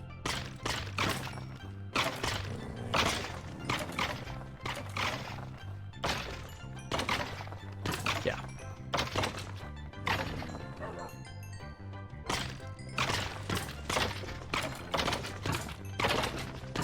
Glad you got that chat. In all fairness to Tango, he does come out and say that he's doing a wither cramming machine to challenge himself. He doesn't like to build the same farm twice. Unfair.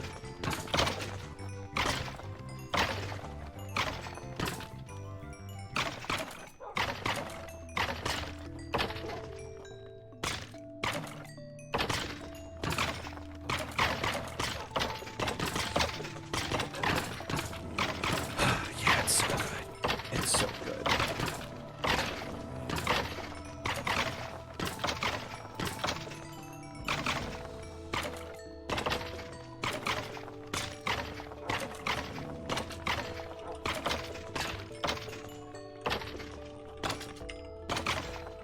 I'm responding to a text from best friend that I got earlier. Apparently they're having a day. Again, just the stuff that they've had to go through lately has kind of been really terrible.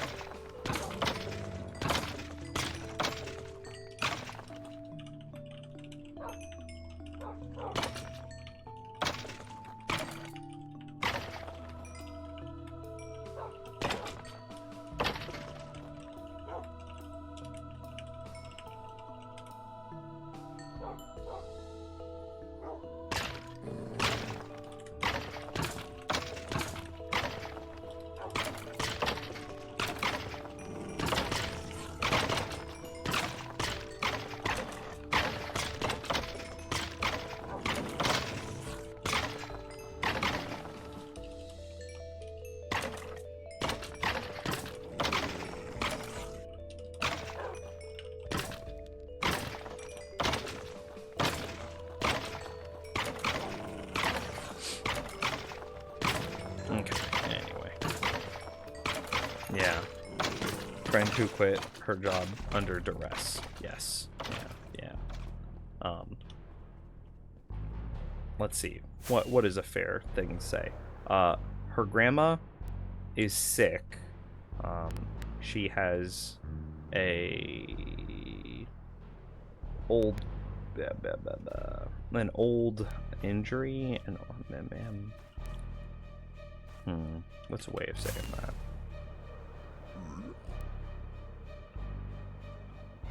Man, this is where I need to clear. Where's the thing from earlier? Oh, is that really the wall? Ooh. I don't have to clear all of this. I was concerned I was gonna have to clear all of that, but like, nah.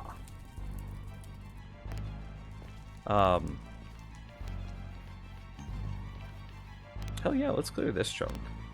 Oh, there's a single block there. How did that happen? What is this? What are these coordinates?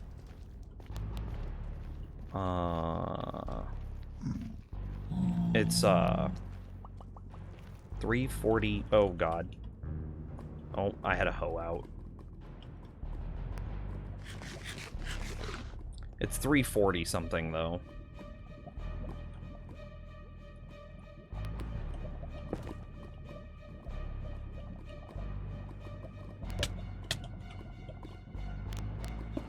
Excessive, maybe. Effective, yes. Her grandma had an injury that at her age makes it hard to operate on, but it's affecting her health and making it so she can't eat, she can't breathe. It's like in her throat,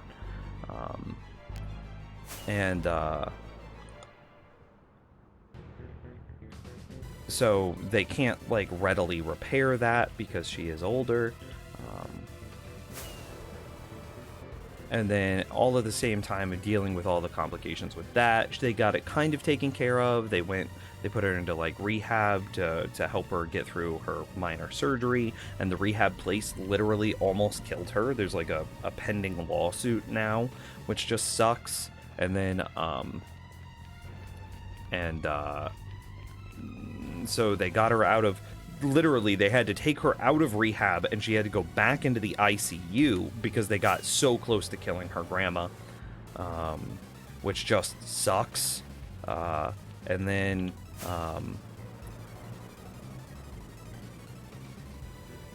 what was the coordinate I said? 400 something? I think it's like ! resource pack, all one word. Anyway, so then she got out of rehab and had to go back into the ICU, and it was like 400 something, right? Like 415. I don't remember which one of these it was.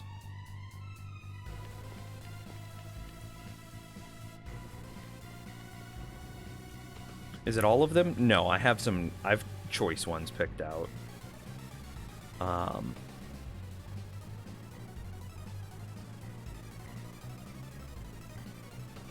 So anyway, she got out of rehab, had to go back into the ICU, had to be like retaken care of, all the surgery stuff had to be revisited and blah blah blah, almost died. And now they have like a lawsuit against the rehab place, which really sucks that you have to do that. So then grandma gets better again. She's now in a new rehab place, but now new rehab place is dealing with a breakout of COVID. And so like just dealing with all of that back to back to back to back to back. It's just been, yeah, fuckajud. I don't remember the coordinates. Was it 420 or was it 412? I think it was 412. So yeah, we're just trying to be good friends, good people. And so then at the same time that she's dealing with all of that, her job, she was like there's a local restaurant chain that she was second in command at. Well, it's a year ago, it came out that the owner of that restaurant chain, well, yeah, it came out about a year ago that the owner was like sexually assaulting his employees and doing some kind of sketchy stuff. Like he downloaded Tinder on all of his like work stuff and was like sending nudes and stuff through his work related things. And yeah, so that business, he was basically that owner of that business. This is a little bit of Kansas City history. Was basically forced out, and he was forced to sell his business. The guy that bought it was close friends with friend who quit their job under duress, and he's a younger dude, the dude that now bought it. And he goes to best friend, and he's like, okay, hey, I just bought this business, but I need help running it. Will you come work for me? And so she's like, yes, I will help you run your business. So she was second in command. Fast forward a year or something like that, and both of them say, ooh, neither of us want to be in the restaurant business forever. So we're going to hire this new person in, and this new person is going to help run all the stuff. Well, this new person did not like best friend. They did not get along. And so now you had this new person that was supposed to be eventually taking over the business, that was like directly at odds with best friend. And effectively just whispering stuff in the owner's ear over and over and over. So then best friend has all this stuff happen with their grandma and all of this, like, uh-oh, grandma almost died like 4 times and now they have a lawsuit and blah blah blah. And of course that, like, she needs time to handle all of that, like, family trauma. While the person that's now trying to take over this business from its new owner is using that as an opportunity to highlight how, air quotes, poor of a worker best friend is, when best friend's not a poor worker. They've been doing and managing as the number 2 in this business since it was acquired from the original shitty dude. So then, you know, the new owner is like, well, shit, I kind of have to choose sides. And he either has to choose sides of the person that he's effectively training and grooming to be the new owner-operator of the business, or his old best friend. And of course he chooses to side with the person he's trying to sell the business to, or hand the business off to. So then it's just, so then there's just all this drama and all this, like, fake kind of lies that are then propagating, so then she has to quit her job, and that's the whole quitting her job under duress thing. So she then quits her job because she's not going to work for the new crappy person that's being groomed to take over the place. She doesn't want to work for them, and yeah, and then she's still got to handle her grandma's trauma, the lawsuit. Her grandma's still sick, all at the same time. And, you know, whenever you're looking at potentially end-of-life stuff for a person, family comes out of the woodworks that really has no reason to be coming out of the woodworks. And then it's just like, oh my god, all of this is happening kind of all at the same time for her. So she's just trying to make sure good people, and those are the texts that I'm trying to respond to. Okay. So, yeah, and like, it just sucks because, like, the new owner of that restaurant chain,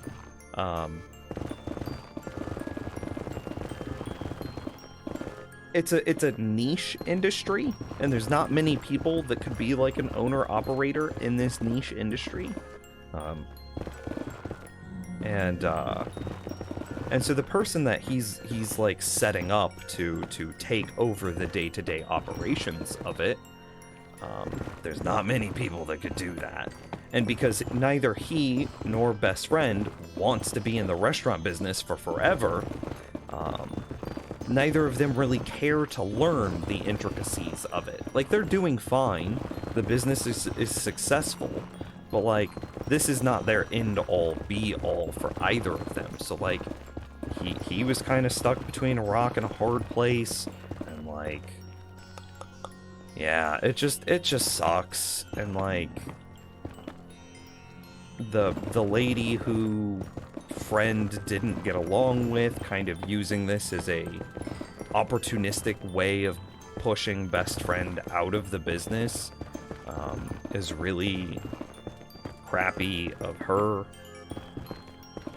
Yeah, so it's just like, it's a whole thing. This poor girl, man. Has she seen a therapist? Every other week. Yes. So it's just like, oh, buddy, all of this stuff, I feel for her. And so, like, she and I are getting dinner tonight. And it's just like, ugh.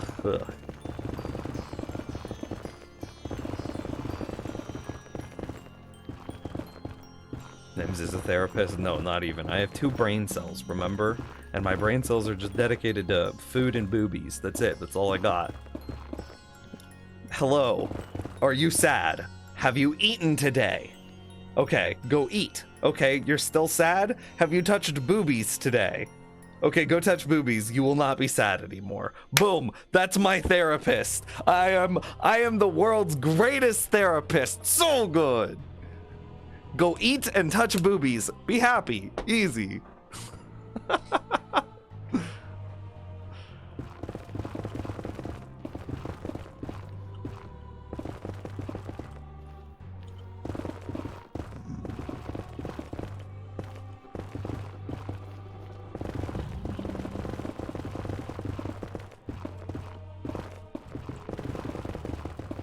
You have eaten and still touch boobies. Still sad. All right, I got nothing more for you. That's it.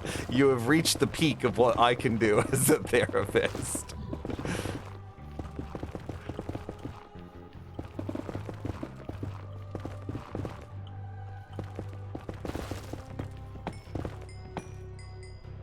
It covers a whole lot of depression, you feel like? I mean, kind of. Right? Like, eating disorders are a thing that affect a lot of people, and, like, so does, like, body dysmorphia. And, like, not all body dysmorphia is related to, like, food habits, but some of it is. And, like, being sexually unfulfilled, yeah, that's also a thing that is problematic for people. So, like, you have a point, but also, this is very tongue-in-cheek. Like, this is not, I am not a therapist. These are not, no. Just, no. Oh, yeah. Oh, I missed it. I wanted to watch it, like, propagate downward.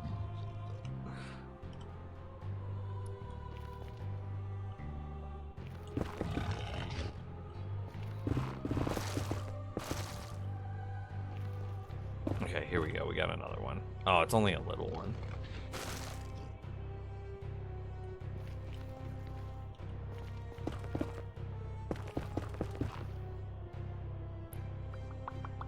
I need to get there and clear that before.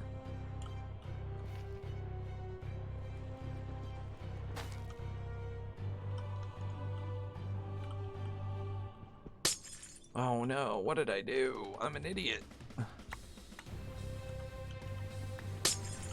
There we go. No, still wrong. Okay, correct.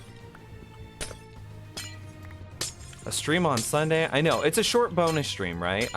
We're just having fun with it, and as I've been kind of setting up here for a couple of minutes now, there's a very real chance that I have to go in a few minutes, and I'm gonna spend some time with a friend who has some.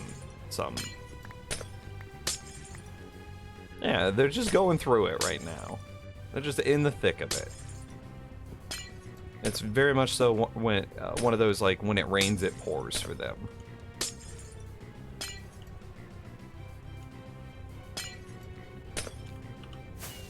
Oh, that was a terrible flight. My God.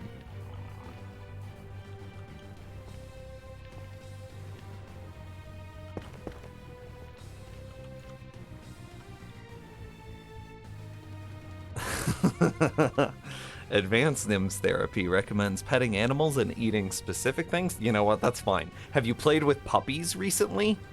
That is stage 2. If stage 1 is just touch boobies and eat food. Boom, got it.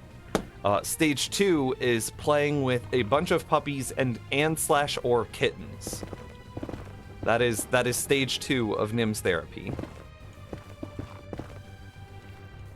Also, stage 2 would also be, and I do practice this. This is actually true. I make it a point to, like, go for a walk and get in the sun almost every day.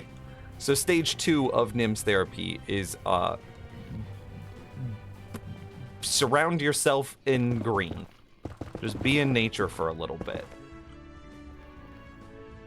Boom.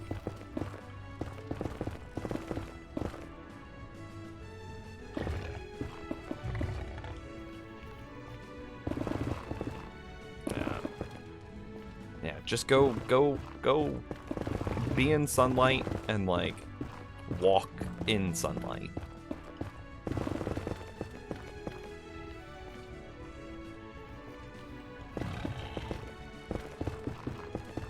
Yeah, touch grass, but like touch grass has such a negative connotation now. It's like you are disconnected from reality, my man. Go touch grass.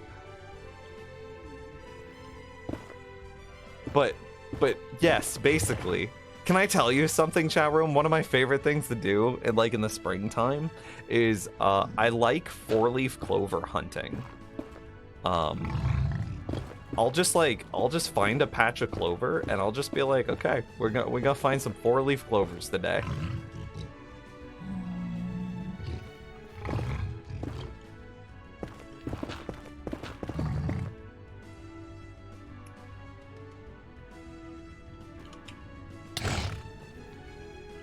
Later, bro. Touching grass will make you want to eat more and perhaps enjoy boobies more. It's a win-win.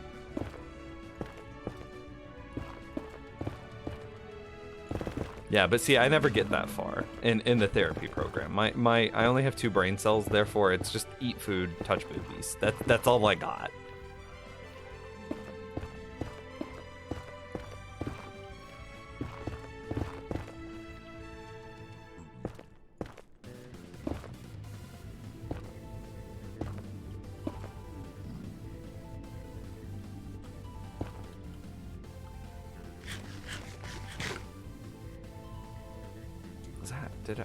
Did I miss clear?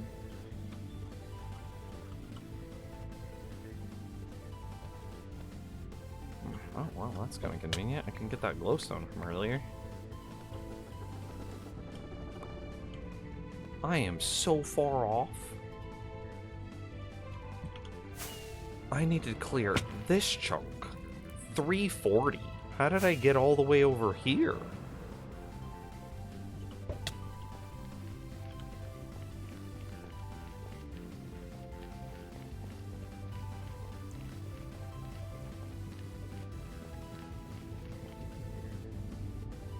Okay. This is the chunk I needed to clear.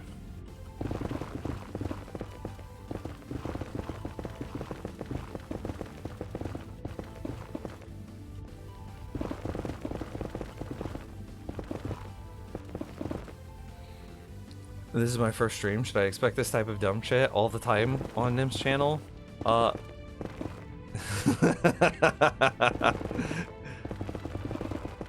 Yeah. Interspersed with, like, really in-depth Minecraft theory, maybe. I'm stuck. There's a block here somewhere. Where's it at? Okay, guess not. Maybe not really in-depth Minecraft theory, because, like, I'm not building 10 layered raid farms or whatever. But, like, moderate Minecraft theory, we can call it that. Like, I know what the spawning algorithm is. And, like, we've discussed that at great length today. But we've also talked about boobies.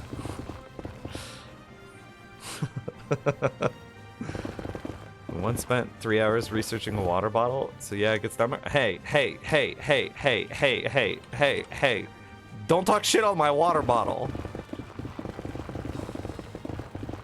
I put like 4 cubes of ice in it. I said this earlier. I put like 4 cubes of ice in it the other day and then filled it with water. And then I forgot about it for like a day and a half. And I came back and there were still 4 cubes of ice in it. And I drank a little bit of it and I got a brain freeze. It's a good water bottle. But you have to get the water bottle and the lid combo. That's accurate. And, like, the fact that I can still recommend the water bottle, like, a year and a half later, that's impressive, right? Like, who a year and a half later is like, I am still happy with this product I purchased? No one! Sounds like you have a weak brain. Well, it's actually just a nerve in the back of your throat, but yeah, sure. Fine. I actually have a problem.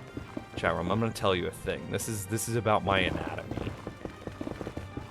That was a weird sentence. We're going for it anyway. This is about my anatomy. I have a pocket in the back of my throat that, like, sometimes water or like liquids can get stuck in, or like really small things can, and it's like, it's really uncomfortable for me. And it's right against the nerve that gives you a brain freeze. So like if I eat ice cream and if I don't like go out of my way to properly swallow my ice cream down, it will get in the back of my throat and it will just rest there against that nerve that causes brain freezes. And bro, I get the worst brain freezes. They are like cripplingly bad. I am in immense pain. Moreover, I also can't like take pills. Like I can't like just oh hey, pop an aspirin or something. You don't feel good or whatever. No, if I take a pill, because pills are kind of dry, so they already kind of get stuck in your throat a little bit. If I try to swallow a pill down, it'll just get caught in that same like throat pocket. And then as it dissolves, it just like will like burn a hole in the back of my throat, and it is very painful. So I always have to say eat or drink whenever I take pills. And Lord help me, if I ever get some sort of sickness that requires me to take a pill on an empty stomach, I'm never going to be able to get that pill down.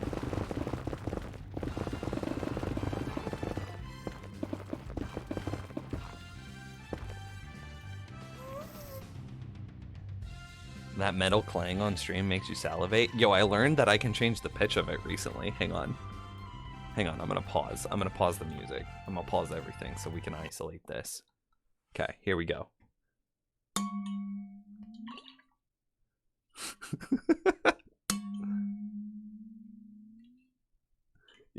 Boy.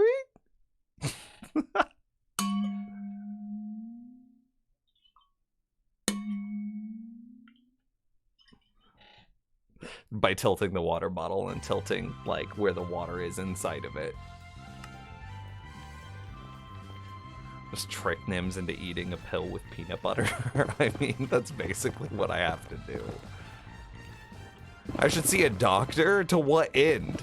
Like, what is a doctor gonna do? Is he gonna be like, okay, so we could either perform surgery on your throat, or, you're fine.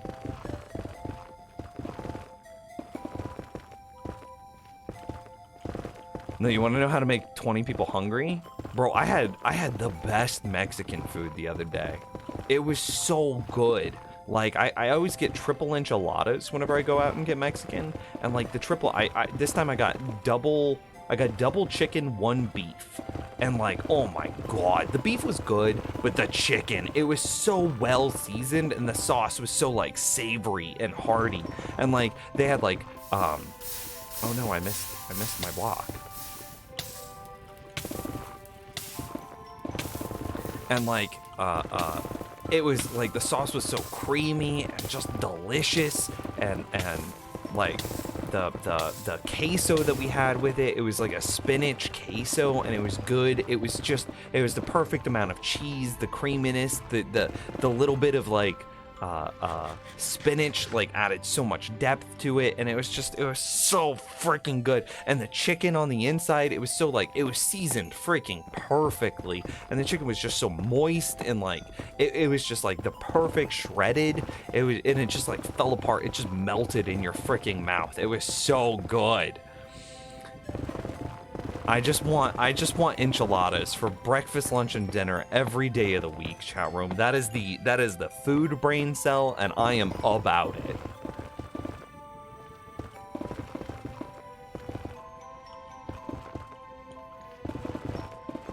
Lamau, your toilet enjoys it when you have Taco Bell.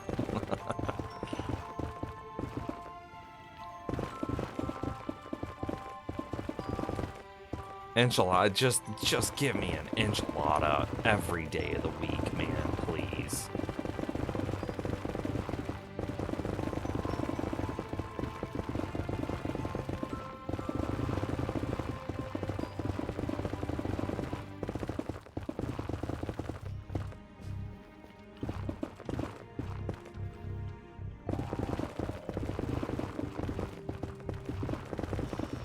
so good. I can't stop thinking about it, actually.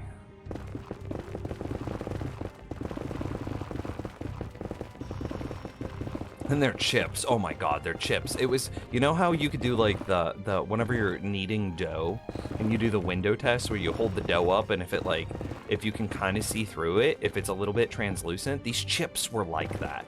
Dude, these chips were so light and crispy and airy. And then, but they were, I don't know how they did it. Did they like sell their soul to the devil? Because their chips, while being this light, crispy, and airy, just so thin, you could almost see through them, they were still structurally strong enough that I could like get a giant heaping glob of freaking queso on it or salsa on it, or a little bit of salsa and queso at the same time because I like to double dip them a little bit, and it's just so good. And then they just like, oh, it just melted like freaking butter in your mouth. This chip did. Like, you had this nice satisfying crunch, but as soon as it met the moisture of your mouth, it would just like dissolve, and it was just so good.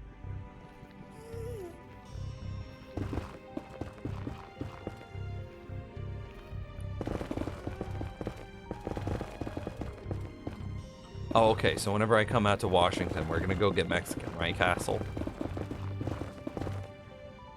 Oh, I don't know what freeze chips or crisps are. It's the potato one. Oh, shoot, fries. It's Pringles. Yeah. What are Pringles to you?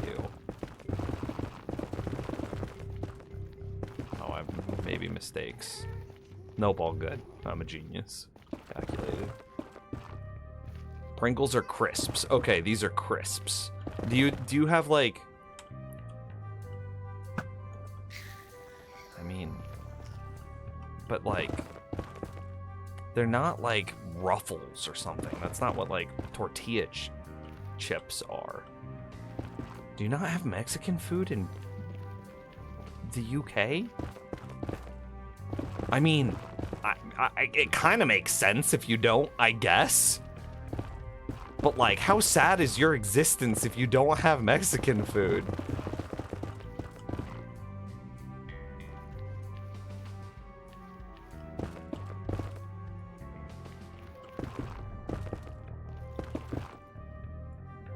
You do have Mexican, you just call it crisps? Okay. Okay. This looks good.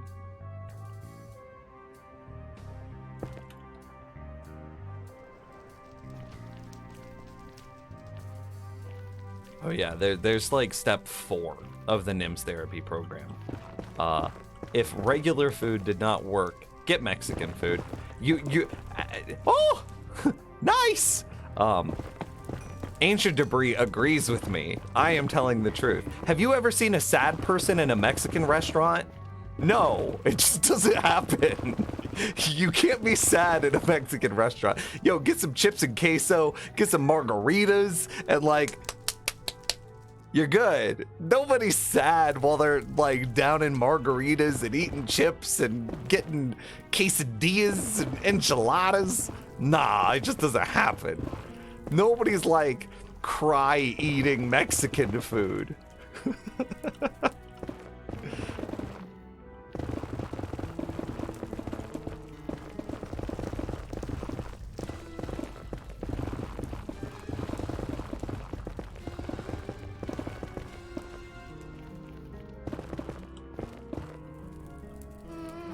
I guess I should get these. You can be sad in a Mexican restaurant if you're gluten intolerant. Thinking, how do we get around that?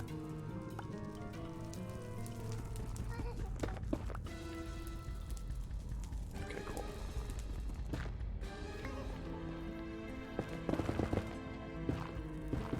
Does gluten mean you can't have cheese either?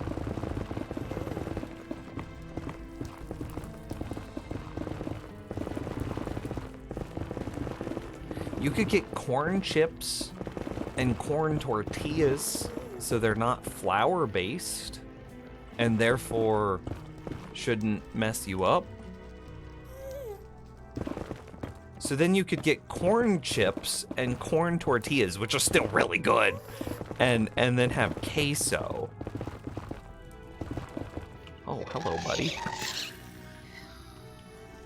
He was like right there. He was on top of us. I just didn't know if it had gluten in it. I know that it's lactose. I just didn't know if like there were like gluten in it because, yeah, I don't live that life. That's not, yeah, I just don't know.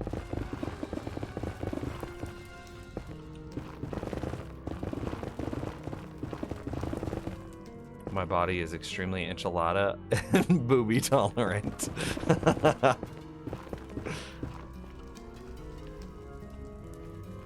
Same. Yeah, but they usually have wheat in them anyway. Okay, yeah, that would be a problem. And like, sometimes I know that like flour can be used as a thickener in some, like, I don't know if, in some recipes. I don't know if that's used in queso, but like, I'm sure that going out to restaurants is then hard. Well, we could just get margaritas. There's not gonna be any wheat products in a margarita. You'll be good.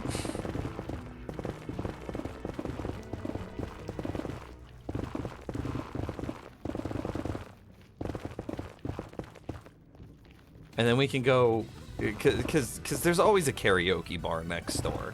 So then we could just get real messed up on margaritas and then go to the karaoke bar next door. Lettuce wraps, there you go. Yeah, you could do lettuce wraps. And you can still smother those in cheese. I think that cheese is half of the thing.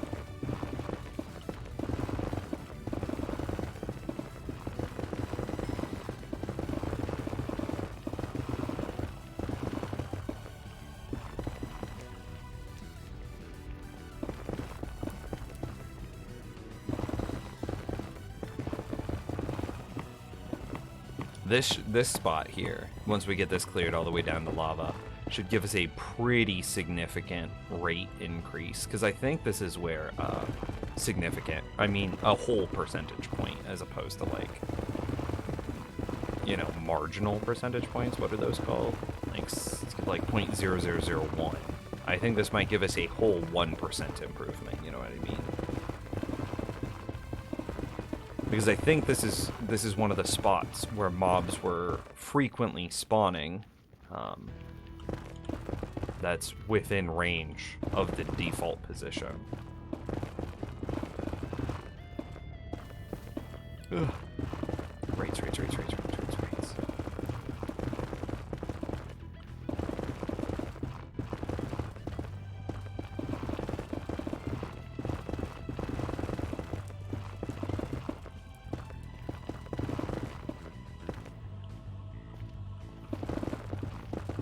Each block that we cleared that's exposed to the lava below it is just better rates. It's just better rates. How about Thai food? I don't know if I've had enough Thai food in order to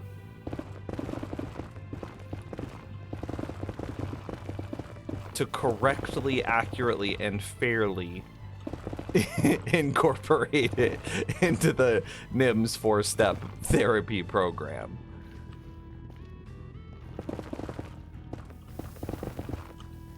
Maybe I'll add it to my list. I want to treat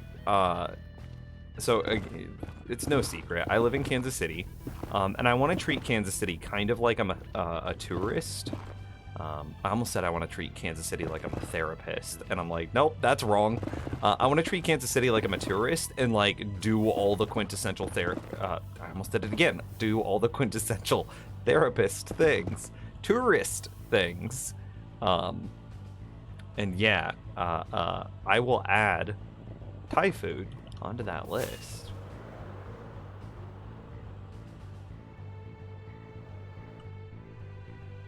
Man, that's just spooky. Yeah, see, we've got a lot more to do. You can see that the wall is there, and there's no way that's actually the wall. It's way too close.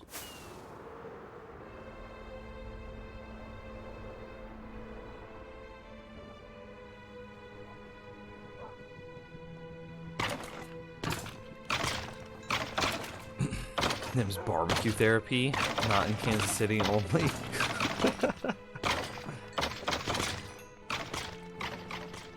Here, let's go into this corner. Now in Kansas City only. Yeah. Well, I actually think that it's easy to be angry while you eat barbecue. I think that's possible. But is it possible to be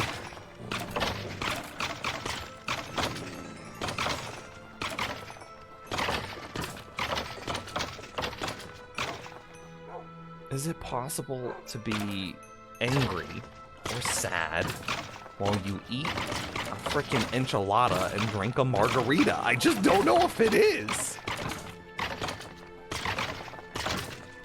Maybe I need the therapy. Accurate. I just...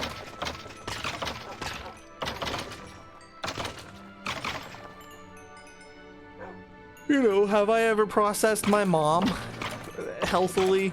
Who knows? Rip that meat off the ribs with rage in your heart? Yeah, like you could absolutely like clear a rib bone and be angry about it. Like there's something very like carnal and like angry about eating ribs, I think.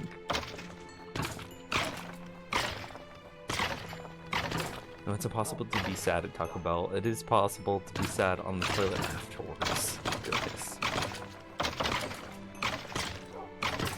That sounded like you made a sausage out of her.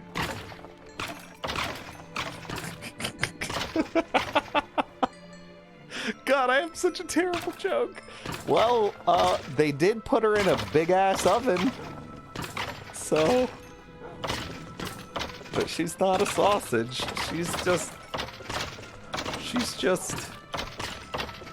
ash now. You know.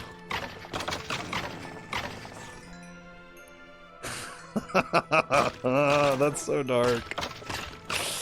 Oh.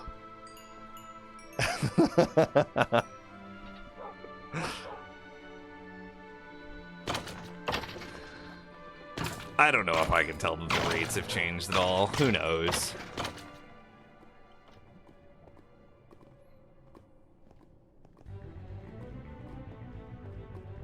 Who knows?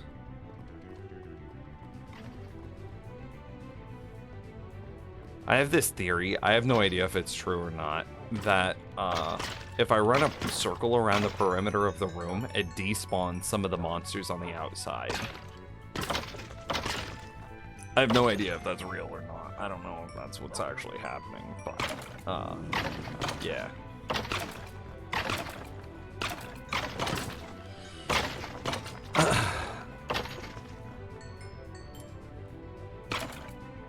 But yeah, Minecraft.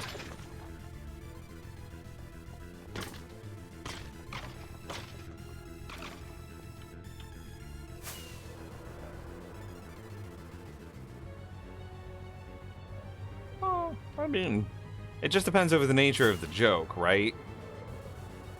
Milk. Nims is a channel wishlist up to date. It sure is. It sure is. Because I use it as like my personal wish list too. I think that the graphics cards might be a little bit redundant, but like I'm just trying to keep a running thing. The only problem is like the graphics cards, you can get them cheaper, not on Amazon. But like, looking. Yeah. I need to resupply stuff.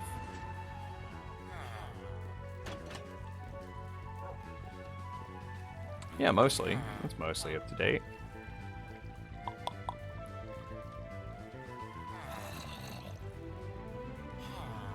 It's kind of a goofy looking wish list, though, isn't it? Anyway, I need to get supplies. We're gonna be ending the stream here in a couple of minutes. I just don't want to leave future me with like 0 supplies, because I think that would be a douche move. So I'm not gonna do it.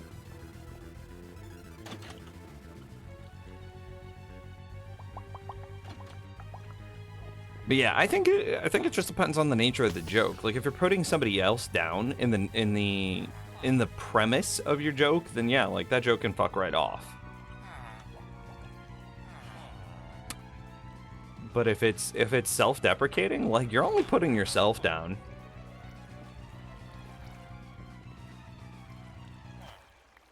You see no mac and cheese, not a complete wish list. Yo, I had to remove food from my wish list because all of you freaking Nimrods kept buying me food. And I'm like, I'm trying to lose weight, please? I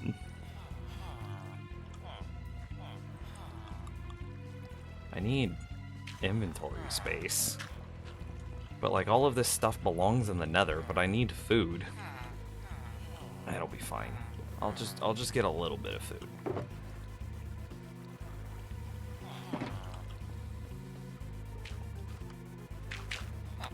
Macro, villager trade. Only 12? Okay, well, that's whatever. Good enough.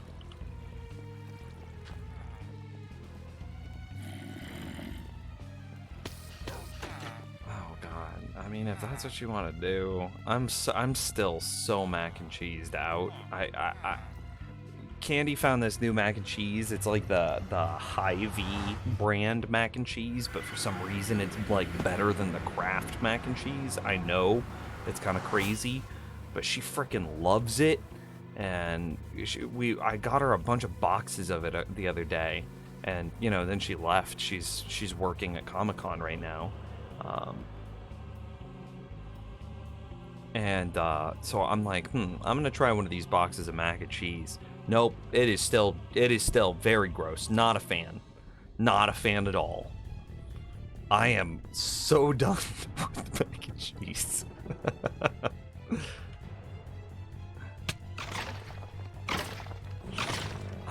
Okay. All of that can go in there.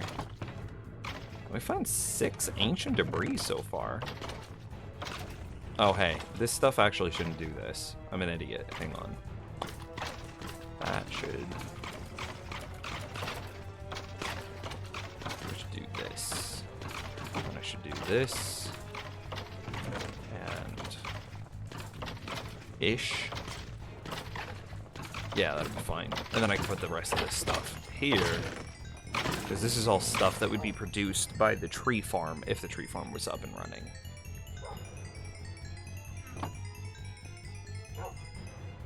You think the rates are sounding better? I mean, right after we get like a 5-second dry spell.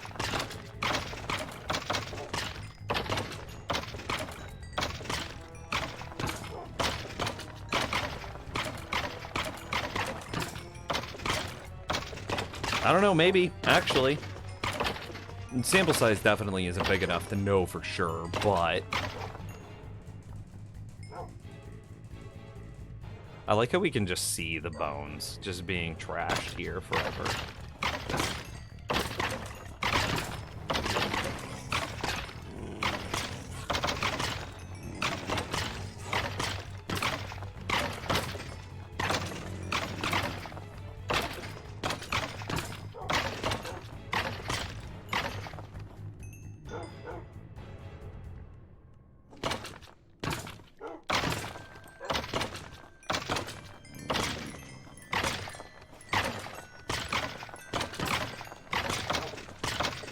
Yeah, maybe they're better. It's so hard to say, right? And this is the thing about like incremental gains is unless you're like super tightly, accurately measuring, then you're never gonna notice them. And we are experiencing incremental gains. These are 1%. These are 1% of 1% gains. So 598, that's hype as hell.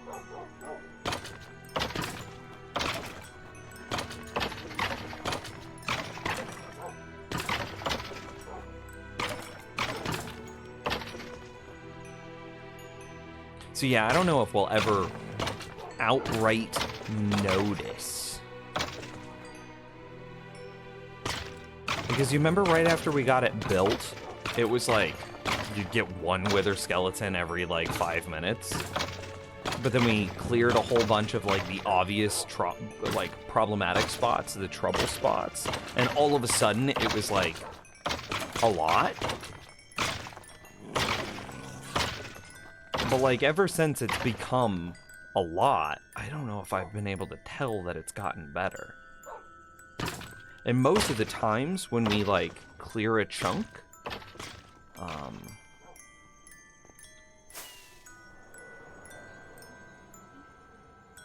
most of the times when we clear a chunk, like what we did, where was it? Like over here? These are, I mean, we're only taking out 20 or 30 spawn spots. And like, which might only hold 4 or 5 mobs. Now here's a little bit closer, here's a little bit, like you can see that I imagine that once we get this area cleared, this will be very good. A rather large improvement, because I think, yeah, here's that edge that we cleared to before. So like if you think, if that's the edge, basically right there, and we're clearing inward from that, so you're clearing all of this is going away. This is definitely where we should be focusing our efforts, again, because here's the edge, so like, here, we should turn this on. So the edge of the world, the edge of our clear will be this space, right? Could you guys not? I'm trying to talk to my friends.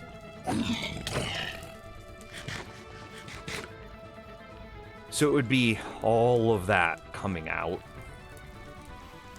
And then it's even into the wall here is what would be coming out. Like all of this is just gone. Because then it's that wall. So we can't even see.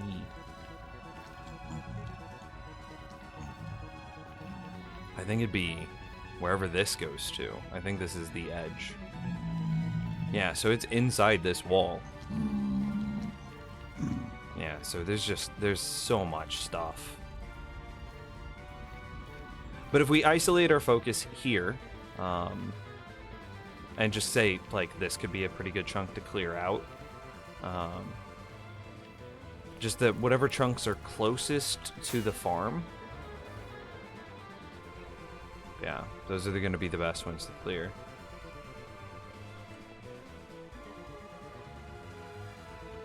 But those are probably the most problematic. I know I have another problem spot over in this space. Yeah, and you can see them. No, wrong button. But yeah, you can see all the stuff that I have. There's stuff in the ceiling. There's stuff spawning here. But this isn't nearly as problematic as that other spot. There's so many, like, the basalt, whatever the hells, keep this pretty clean. Also, this is the edge. No, not that. That is the edge right there. And so I think this is also the edge. Shoot. Yeah. So we're pretty close here. So this is not nearly as bad, but you can see there's stuff in the ceilings that I still need to... Oh, there's a guy up here. Oh no, are there really two guys up here? Damn.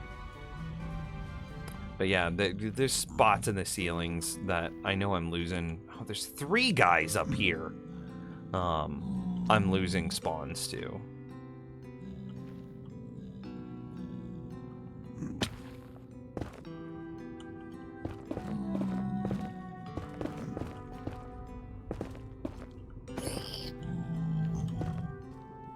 Yeah.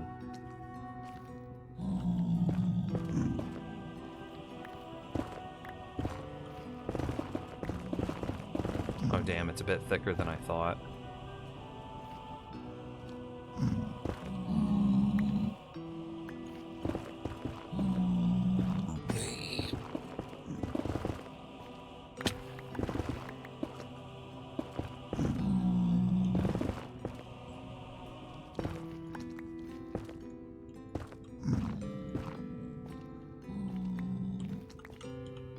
God, I want to just swipe him off the edge, but I can't do that. Okay, good.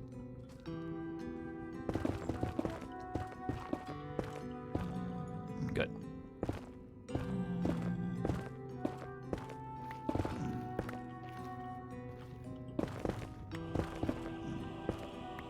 I mean, technically I just reduced the spawning rates a bit. Oh my god, there's a whole proper cave back here. That's where they're... Okay. This is definitely hurting my rates. A bit. Is most of this isolated in a single chunk? A decent amount is, actually. Yeah. Well, this is probably more problematic than that balcony ledge. I bet I have 5 piglin up here at any given point. This is so close. Because it's like, there's the farm.